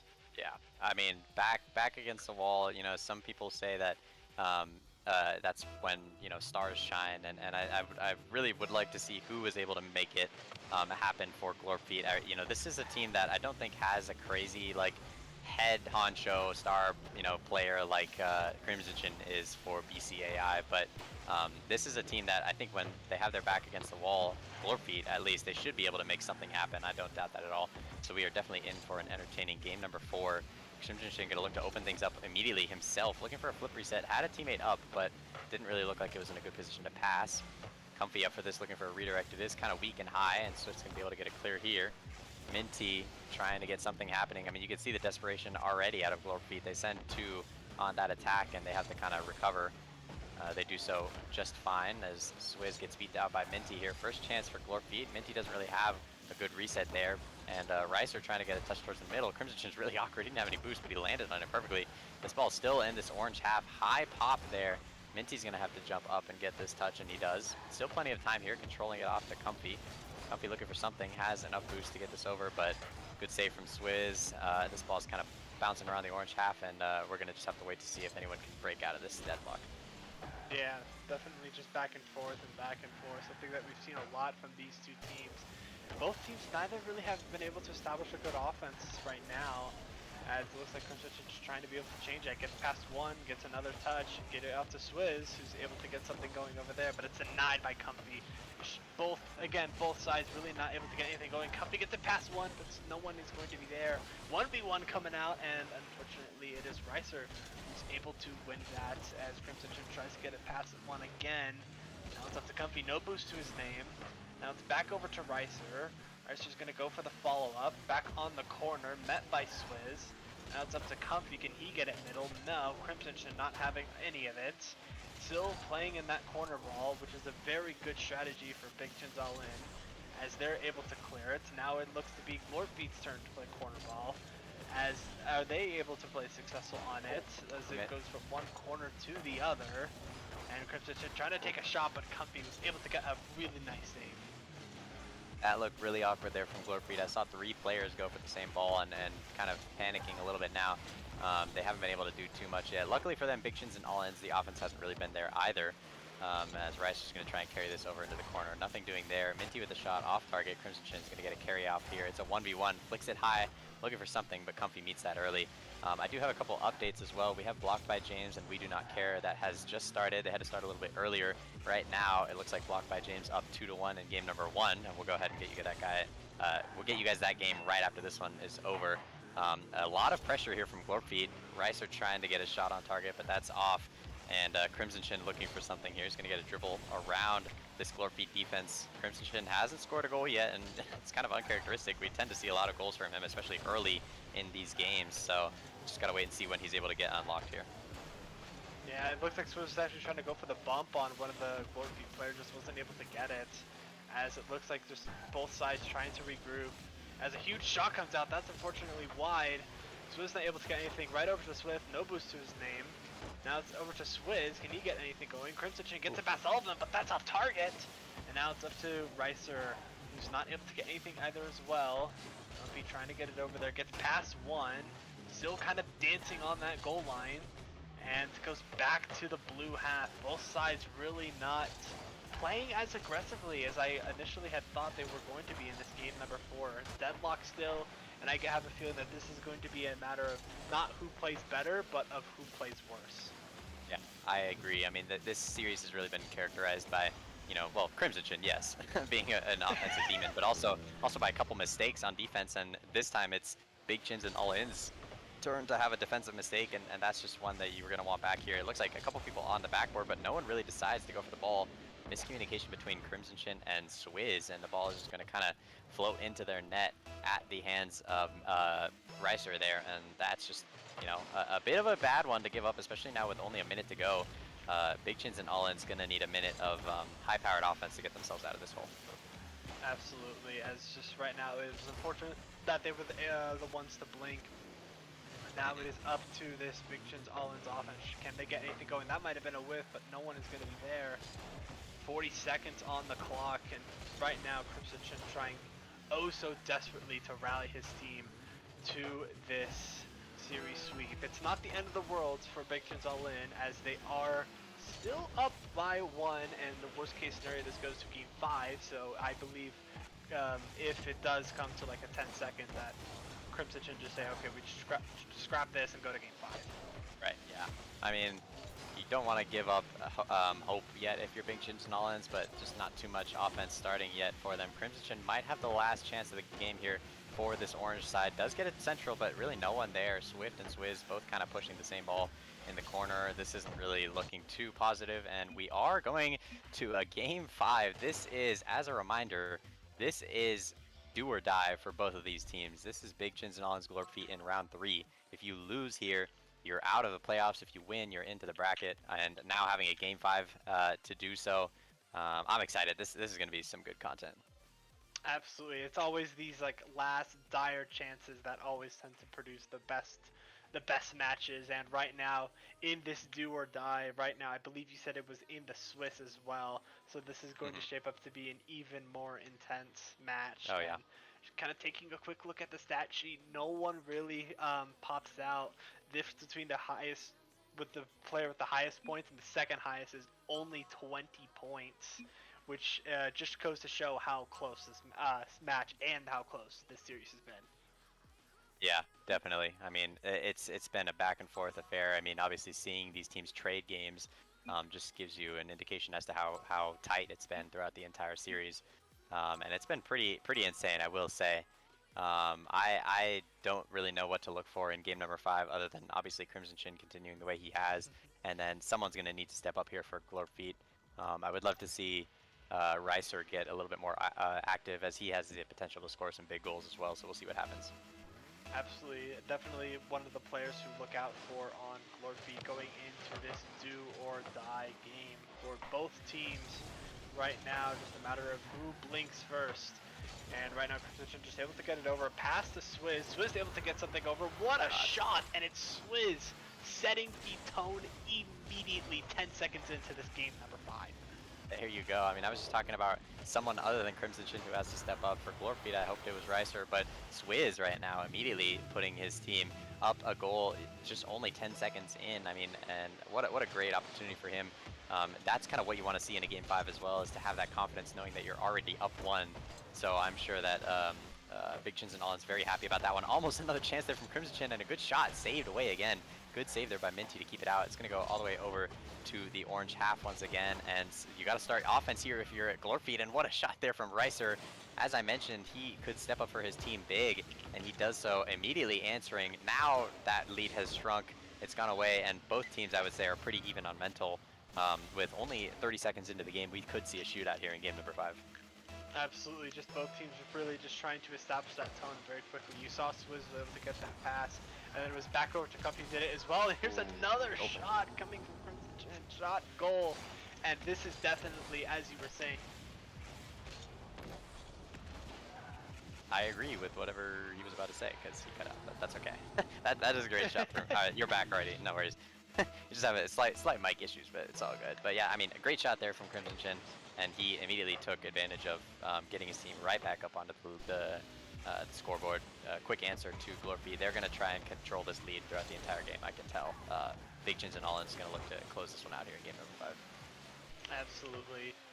Just right now, Crimson Chin just who's just been an absolute star player for this entire time, and you saw Swizz is able to step up. What a bump from Crimson Chin, as I was saying, as right now, Glorfeet just trying to find that one person. Looks like one of the Glorfeet heroes was not able to get the bump. Now it's up to Minty. Can Minty do anything? Rolls down. Crimson Chin able to pop it back out. Right now playing corner ball, very safe strategy. Now it's up to Swizz. Can Swizz get a redirect? No. As Swizz goes for it again, not able to get there over there. And right now, if you are Big Chins Owens, you just want to really set the tone more and just score one more. Yeah, this is an insane game number 5. Just to mention as well, we have a great game number 1 going on in the other series, blocked by James, and We Do Not Care, currently tied in overtime 3 minutes in at 3-3, so we'll wait to see what the score of that one is. Here, obviously, I think Crimson Chin has been doing a good job in game number 5, you know, trying to get his team active, but it has been a lot more back and forth, a lot of kind of just banging the ball away from both of these teams, as we've seen so far. And it kind of just feels like one of those game 5 moments where you're like, well, you don't want to be the team to make a mistake first. So you're kind of just seeing both of these teams just wait around and give the other team, the opponents, a little bit of slack. So I think someone's gonna have to take advantage here, and we'll have to see who that is first. That's a miss. Uh-oh. And Reiser with a long shot. That one goes very far away from all the way in his own half, and Swift had full boost too. He just jumped a little bit too early, and a whiff there is going to cost him. As I was talking about mistakes, they're going to let Glorfeet right back in the game, and we're tied with halfway to go. Yeah, just a very unfortunate. This is just a matter of one team blinks, then the other, then the other, then the other. Right now, just both teams trying to make sure that they clean themselves up. This is going to be very similar to previous game. I cannot remember which one it is, but where it was, which team blinks first. As a shot goes off the crossbar. I don't know how that didn't go in. Swizz unable to get anything, no boost to his name. Swift gets it past one. Crimson Chin trying to get over there. Right. Nothing there. As Comfy's able to block the shot. As right now trying to get a counterattack going. It's off the wall. Crimson Chin just trying to be calm, collected, control the ball. And now it's up to Swizz. Can Swizz get anything going for his team? Comfy is going to be there for the clear. And Comfy trying to get it past one, not able to. Minty, can he get anything going? No. And now it just both teams playing a little bit of boomer ball, trying to really like find that opportunity to give them the lead. Yeah, a lot of good play from both of these teams. From the other series, We Do Not Care gets the game 1 victory with the game-winning goal at 4 minutes and 15 seconds into overtime. So they are now up 1-0 in that series. It's a very tight one over there. I mean, we'll definitely have plenty of time to get over to that if they're going to keep going to 4-minute overtimes. Swift is going to start building something here. What a reset there. He's going to get it over underneath one defender. Tried getting it over the second one, but couldn't quite beat him out. Minty's just going to get a far clear, trying to give his team time to get boost. And they're going to have to wait and try and build offense here. Good backboard touch there from Swizz, taking control. Fakes out one as well. Very well controlled there from Swizz. Doesn't have much boost to follow up, but still manages to get it towards the middle. That is going to give Crimson Chin a little bit of space to operate as he looks midfield. But Swift, oh, he was beat out there, and Ricer had to get a touch on that. It was off the crossbar, and he does get it towards the center, but a save there from Crimson Chin, keeping this out. What a counterattack that almost went in from Glorfeed. I mean, that one was close. And now, with under a minute to play, this is going to be tight. Imagine it Game 5 overtime. I don't want to say it I don't want to say it just yet as we see a couple misses on defense, but this is shaping up to be a great Game 5. Oh yeah, this is definitely both teams in that deadlock, trying really hard not to mistake, because you do not want to be going down as a team to make a mistake. Demo comes out, not there, unfortunate. Just, Big Team's all in, can they get back in time? The answer is yes. And it's right now Swizz trying to able to clean this up. Gets them back on offense immediately, and now it's a 1v1 flick. Unfortunate. That might prove to be a mistake. More mistakes are coming out! And it doesn't matter at all. They're able to recollect. No one's there for Big Team's all in. And right now, this ball just trying to get over there. Can either team score in this 0 second? Whifty, and we have a Game 5 overtime. This is absolute insanity. One team will be winning this game and moving on to the playoff bracket. The other one will be going home upset as the end of the season for them. And I couldn't imagine having it any other way in a do-or-die match for both of these teams. The ball now starts off on Glorfeed's half. Comfy looking for something. He's going to have the first good solo chance of the overtime, and he doesn't get it himself. Minty, the sub for Glorfeed, trying to make something happen here. Ricer does get a touch towards Comfy. Comfy's going to try to beat out Crimson Chin with no boost and able to get the save. Swift now trying to get a counterattack here. No reset. Minty's going to get a touch on this. He's going to stay on it as well. It's going to be cleared all the way back towards Crimson Chin, who should be able to get a clear here. Yeah, right now just both teams really trying to get a feel for it. And right now Swift just able to get a really good pinch, and Crimson Chin able to get the meetup as well. Now it's up to Swizz. Can he get anything going? Goes for the bump, and Minty's able to there. What a save from Minty. Just really making sure that despite the demo, this was not going in. Speaking of Minty, he's going to be able to get a good flick. Comfy's going to be trying to go over there. And the third one coming over there, and it's a save from Swizz. Just able to so desperately escape that. Wow, what a good chance there from both teams, and good saves on both sides. So far the defense holding up just fine, and normally you see some overtime rotations coming in where both teams playing a little safe, but so far this has been a shootout to start out overtime. Both teams trying to get something going, and a demo there from Crimson Chin saves a good touch from Comfy. That might have been a little bit dangerous. Pass off. Comfy's going to have something. He has full boost. We'll see if he can get around this ball. Gets a reset. Flips it past one. Looking for a double touch, but he can't get it himself. Crimson Chin gets a pinch out as well. Chance for Swift to get a redirect here. He's going to look for a touch to get it over Ricer.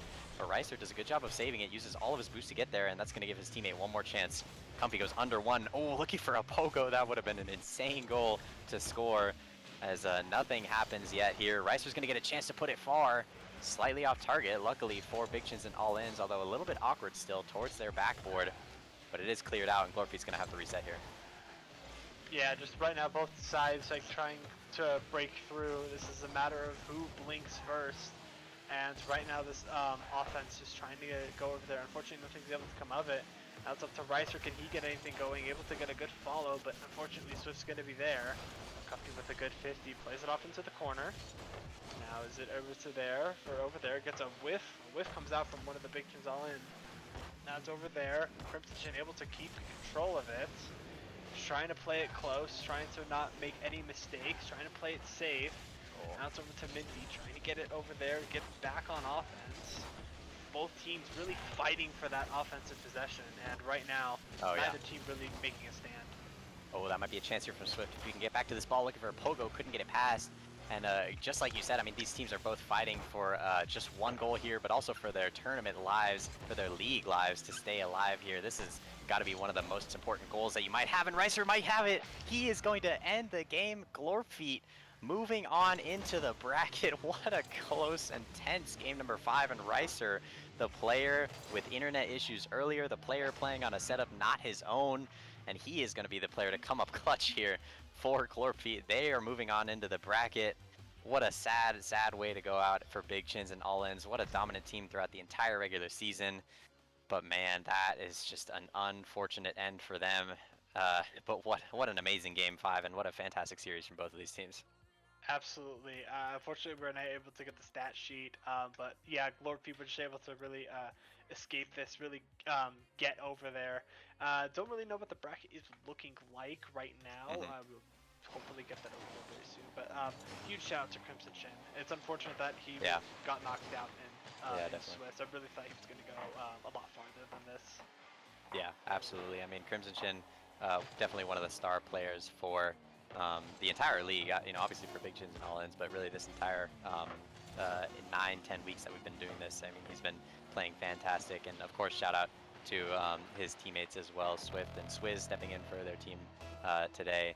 I mean, they did a fantastic job throughout this entire season, so nothing to hold their heads down on. Right now, we can move over into the Blocked by James and We Do Not Care series as they're going into yet another overtime, it looks like. Tied up 1-1 now. I'm not sure if it's a good time to join the lobby considering they're... Oh, okay, never mind. Someone's already joined. Our producer's already in there, so let me go ahead and join. I just didn't want anyone to lag out for any reason. Just looking at my scoreboard, it looks like Patty has scored, though, and that's going to be a series tying game there for Blocked by James as they're going to go back now 1-1. This is going to be a close series, so I'm glad we get to get in this one. Let me hop in here. But now knowing that it's 1-1, Sax, do you have any predictions on which team's going to get a win here? I do not know who is going to win. We both saw it was a 4-minute overtime from the last time, and yeah, so I think right now it's going to be a matter of who can persevere more, and overall just who commits the less mistakes. Yeah, definitely. I mean, this is going to be a tight series for sure. Knowing both of these teams, having played against both of them, I mean, they're both very, very solid teams. So we should be able to get the overlay updated here. It looks like we do. So we are currently at game number 3 between Blocked by James, who was the team that was already in this position, and then the winner of one of the previous Swiss games, We Do Not Care. They are now challenging this team to try and make it into the bracket. This is, again, I believe, another one of those do-or-die games. It is. So obviously whoever wins this game will be moving on to the bracket. Whoever loses will be out. So very high stakes for both of these teams. And now into game number 3, Steve, one of those players that has been doing a very good job for his team so far. He's going to get a shot on target. It's going to open up the scoring for We Do Not Care. And I'm going to look to see, expect to see much more of that from Steve this series, as when he's on his game, he's got one of the highest mechanical ceilings out of any player in this server. So it's really going to be up to him to step up here. Absolutely, both right now I believe it was Beanboy who was able to get that for We Do Not Care. Another team who I remember shoutcasting from last night. Yeah. As right now, both sides trying to play corner ball, and it looks like I do not know how to say it, I'm so sorry. Laquito? That's it, Laquito, yeah. Laquito, yeah. It's like taquito, but Laquito. Yeah. And Steve, can he able to get over there going? Laquito has no boost, and Steve just taking his time trying to get it over one. Patty's able to there with the save, and Luna just can't get anything going for him. And right now it's over back to Laquito, gets a flick over one, over to the corner. Beanboy's gonna be there, gets demoed instead. Unfortunately, good for them, Steve is going to be there for the cleanup. Now it's over to Patty. Patty doesn't really have anything going for him. Now it's over to Laquito, gets the shot, and that's just gonna be in. Beanboy looked like he predicted that he was gonna go high, but Laquito was able to go low and tie this series up. Yeah, great shot there from Lakito. This is a player who I believe stepped in at a short notice for this Blocked by James team and has been playing with them for the last couple of weeks. So definitely, you know, I wouldn't necessarily consider him a sub on the same level as we've had some of the other subs, like single game subs or single series subs. Obviously, Lakito's had time to build chemistry with his team, so clearly showing it there.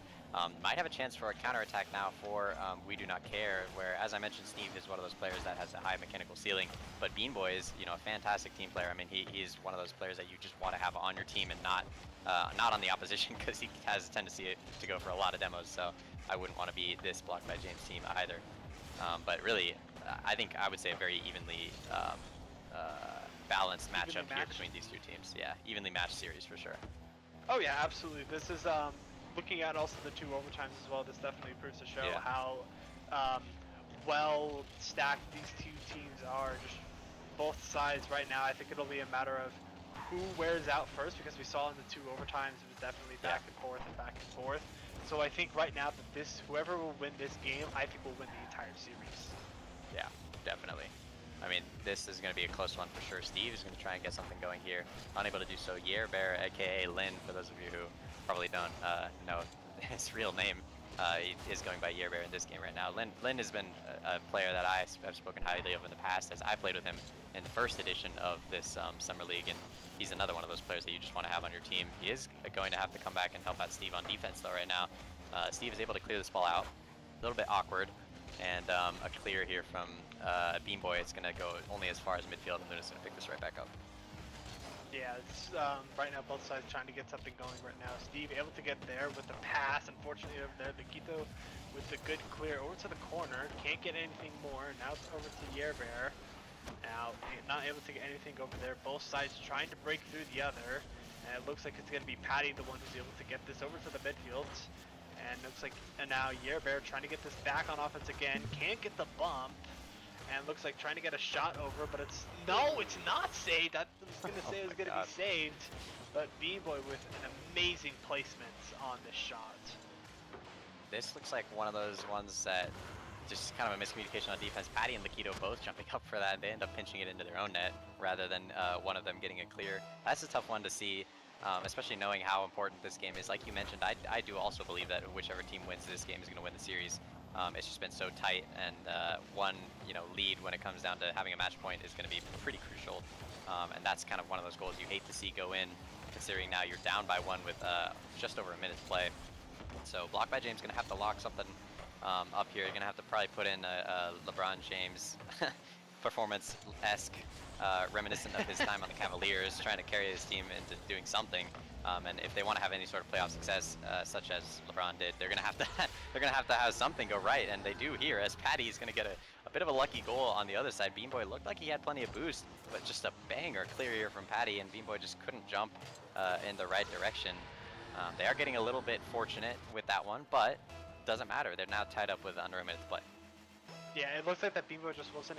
It looks like that Bean Boy just was not expecting the speed of that shot. As another shot comes out from Patty, as now it was fortunately saved by Steve. And right now, both sides trying to get through off the cross. Steve able to boot it to the corner. Now it's over there. Another shot coming out. Another save from Steve, who already has 3 saves on the game. It's been an amazing defensive prowl for this side. Now it's a 1v1, tries to pass it over. Unfortunately, Lakito goes a little bit too far. And now, just right now, is going over there, trying to get it over to Lakito, but Lakito reads it. Now it's over to Luna. Can Luna get anything going? Gets the reset. Unfortunately, no boost.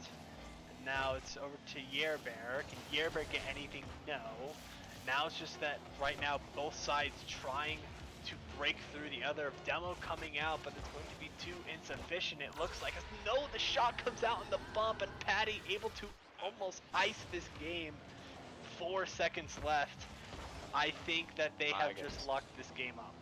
Yeah, I mean, if this team is named Blocked by James, then Patty might just be LeBron James, especially considering, as if those of you who watched the award show, Patty took home the shooter award for this league, and that just goes to show that he is a volume shooter for sure.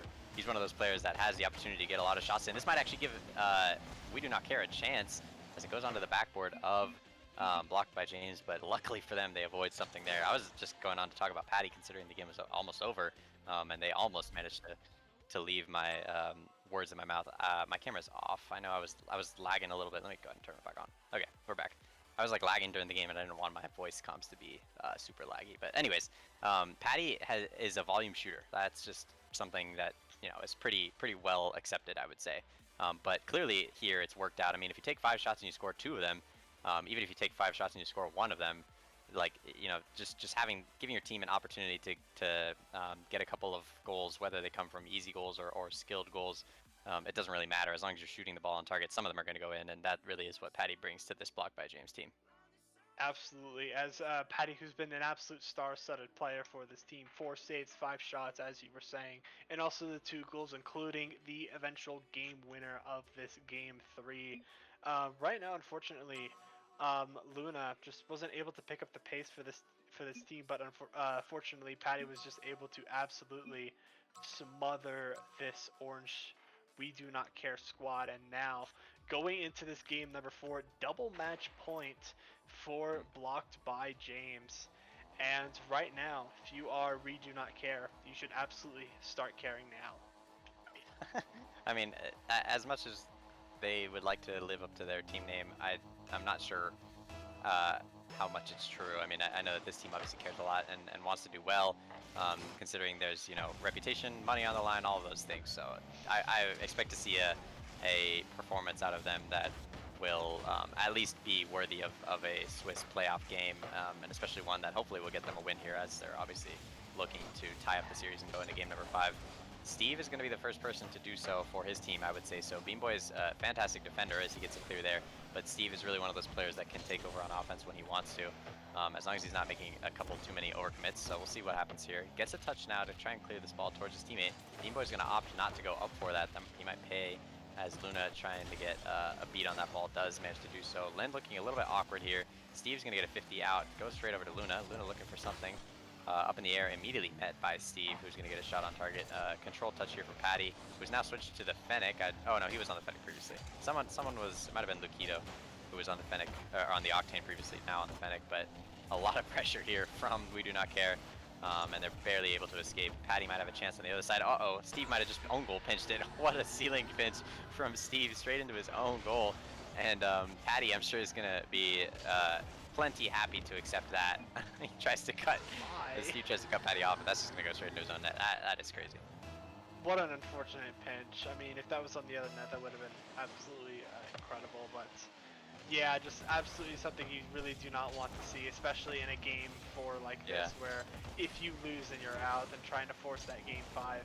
As we had said before, whoever had won the last game would win this series. So right now, as of how it's standing, it's looking up to be true. But yeah, definitely. I mean, this is, one of those games that obviously you have to win, but especially one where I'm sure, knowing how important that this game is in the context of the entire league, I'm sure someone will step up. You obviously hate to see a mistake like that, but it's bound to happen at some point. Lukido's going to have a chance almost on target. It's going to go slightly off towards the center. Patty's going to take another goal to go here. He's been in the right place, right time for both of these, so that's something that I'm not sure he's going to, he's not going to mind that at all. So another goal now for Blocked by James, looking to pull away in game number 4 and starting to do so early, so we're going to need to see an answer here from We Do Not Care if they want to stay in this one. Yeah, this has definitely been a dream performance for this Blocked by James team. It's a really good shot coming out from Steve, able to put it just at the top. So unable for We Do Not Care to get it, and We Do Not Care putting themselves back into this game 4. Patty just unable to get it, no way to save it. Yeah, what an insane shot there from Steve. I mean, he's just up so quick for that. Like there's really no other way to put it other than he's just up. He's got bunnies, that's for sure. But he gets to that ball very quickly. Beanboy's going to carry this one out for We Do Not Care, who I'm sure will be trying to capitalize off the momentum here, and that actually might have been a miscommunication, slightly off target. Beanboy comes in off the, or good save, I wasn't going to say off target, but great save there for Patty to keep it out, making up for it, that miscommunication from, I'm not sure who it was, might have been his teammates, might have been him involved, but almost a bit of a mistake there that gives Blocked by James something to worry about. Now Lukido looking for something, couldn't get a reset. Patty's going to pop this high, Bean Boy gets one touch, but doesn't have much boost left. Luna trying to do something here as the ball floating around this orange net, but finally cleared out by Lin. Yeah, just right now, if you are this We Do Not Care team, you really need to start just trying to make opportunities, trying to maintain this pressure that you have going right now. Bean Boy able to get it over. Yerbear because it off the backboard. It's Patty over there with a crucial clear, leaves it over to his teammate. Not able to get it over there. Back out to Bean Boy, who just clears it. And now it's over to Luna, who's met immediately by Steve. And it's right now both sides kind of playing a little bit of boomer ball, trying to really find that offensive production spot and just getting themselves off and trying to maintain that pressure and just trying to take tone of this game. Yeah. We'll see if Steve can start building an offense here for We Do Not Care. Is going to get a demo on Luna. Has boost in the corner as well. Pops it high for his teammate. Lin up for this one. Unable to get it past Patty, who has been doing a fantastic job on defense as much as we love to talk about his offense. But it's not going to matter as his teammates are unable to help him out here. Bean Boy going to capitalize off of this great touch from Steve to get that down towards him. A bit of a role reversal here. I mean, obviously Steve is a fantastic offensive player, but he's been dishing out passes really well this series, and that's what's kept them in this game. I mean, this is obviously a must-win, and Steve is doing all that he can to get his team that win. Yeah, this is just both. Shout out to Steve again, who has 5 shots in this entire series, which is more than the rest of the team does combined. Yeah. Right now, both teams really just been on their back end. It's been We Do Not Care has been on the back end more, as they have already 6 saves in this entire game. Again, both sides trying to find that leverage, trying to find that breaking point. Luna with a really good clear, that's met immediately by Bean Boy. Steve trying to get a good redirect, but not able to get the contact he needs. Back out to Bean Boy, not able to get it. Now it's over there to Patty. Tries to keep control. Just able to walk it in. No boost to his name. Immediately by Steve. Can't really get it over there. Met by Patty. Both sides trying to really change the tone. Nikito's up for that, but not able to get it there. It's past one, gets demoed. Another demo comes out. And right now, just both sides trying to break this deadlock. Yeah, I mean, seeing a third overtime in 4 games would be pretty insane. So I wouldn't doubt it if it happened. I mean, this has been such a deadlock series, but I would say if We Do Not Care, you don't want it to go to overtime. You want to score immediately. I'm sure Blocked by James would be happy to do so, considering they're already up one game in the series and on match point. But We Do Not Care is going to look for something here. Don't really have much time, as 10 seconds winds down on the clock. A chance now for Lukido. Steve looks a little bit awkward here. Good 50 to keep it out for now. Lukido does have a touch, just no boost, and I think Steve's going to let this one drop. And we do have overtime, game number 4. 1 goal will put Blocked by James into the playoffs and send We Do Not Care out. And on the other hand, 1 goal will also give We Do Not Care one last chance at redemption here in this series. 3 overtimes in 4 games, absolute insanity in this entire series. Very few mistakes separate these 2 teams, very even, very well matched. Right now, both sides trying to be the one who has the opportunity first. Nikito puts a shot on, that might prove to be a mistake. It's Bean Boy who's able to get a very, very crucial clear. Yeah, good job there from Bean Boy to make up from a couple mistakes from his teammates there. Looking a little awkward on the backboard. Oh, good pass. Lukido might have a chance on target. It's going to be tapped out early. A lot of pressure so far from Blocked by James being built. It looks like they are starting to be the aggressors here. Plenty of confidence on their side, knowing that they have that 1-game buffer. They're just trying to end it now, of course.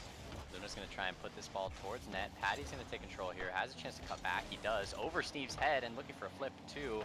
It looked like it might have been Luna in net chasing a bump on Bean Boy, unable to get that, but Luna's going to take a shot on target, saved away by Steve. A lot of saves coming through for We Do Not Care so far, as they've been really up against it for the start of this game, and this might be actually very bad. Oh, good clear from Patty to get that over. Doesn't grab that boost, but still has plenty of it to work with as he's going to try and get this 50 past. Luna might have a chance to ice the game here. He's going to look for something. No double tap, cleared away by Steve, and We Do Not Care able to get this out for the time being. Yeah, just right now, We Do Not Care was on that back end this entire time. A fake coming out from Patty. It unfortunately gets bunted there. Steve with a really good save, his last man. And right now, this offense just can't really get anything going, unfortunately. They can get it middle, not as well as positioning. This might prove to be a mistake. Patty trying to get a dribble over, gets past one, off the crossbar, and that's just gonna go in, and Patty's able to ice it!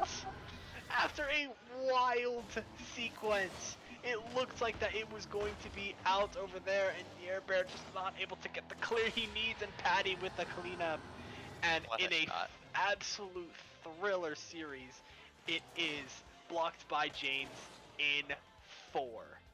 Blocked by James in 4. That is something that you love to see. You know, whether or not you're just watching as a player who's played in this league. I mean, I know when I played against Blocked by James, I had some really good series. I think we went to Game 5 as well. So knowing that this team, tends to keep it close, but they're able to clutch up when it matters and make it into the playoffs. Fantastic job from there. Unfortunate for We Do Not Care. You hate to see it, especially with Steve dropping 800 points on the dot in that last game. He really did all he could to try and get his team into the playoffs, but sadly, this is where the road ends for We Do Not Care. They will now be eliminated from the Swiss bracket. And with that, I believe we have a finalized Swiss bracket. So we came in, obviously, with 8 teams. Starting in round number 1, we had Hospice and Curly Paka qualify 2-0. We had PGA and Arby's Burgers be eliminated 0-2 out of the Swiss. And then now adding Glorp Feet and Blocked by James as the 2 teams to move on into the brackets. So those 2, Hospice, Curly Paka, all 4 of those teams moving on to the bracket stage next weekend. Well done from all of these teams today. And especially that series and the series we saw before. I mean, 2 very eventful series, very close. And you hate to see it go one way for the team that gets eliminated, but I would say that overall everyone should be proud of the way that they performed in this summer league. Absolutely. Taking a quick look at the bracket in the upper finals is Burger Boom versus It's Everywhere in a best of 7, which will be best of 7s throughout the entire time. And the second one in the upper round 1 is Still Not Worth $20 versus And One. That is crazy. 2 very very high titans in this entire tournament. And in the lower round 1 is Curly Ang Paka versus whoever the winner of 9 is. I think that's Blocked by James, right? Has That not would be Blocked by updated James yet, which is Blocked by Can I James update it? as it Yeah, I is can. over here.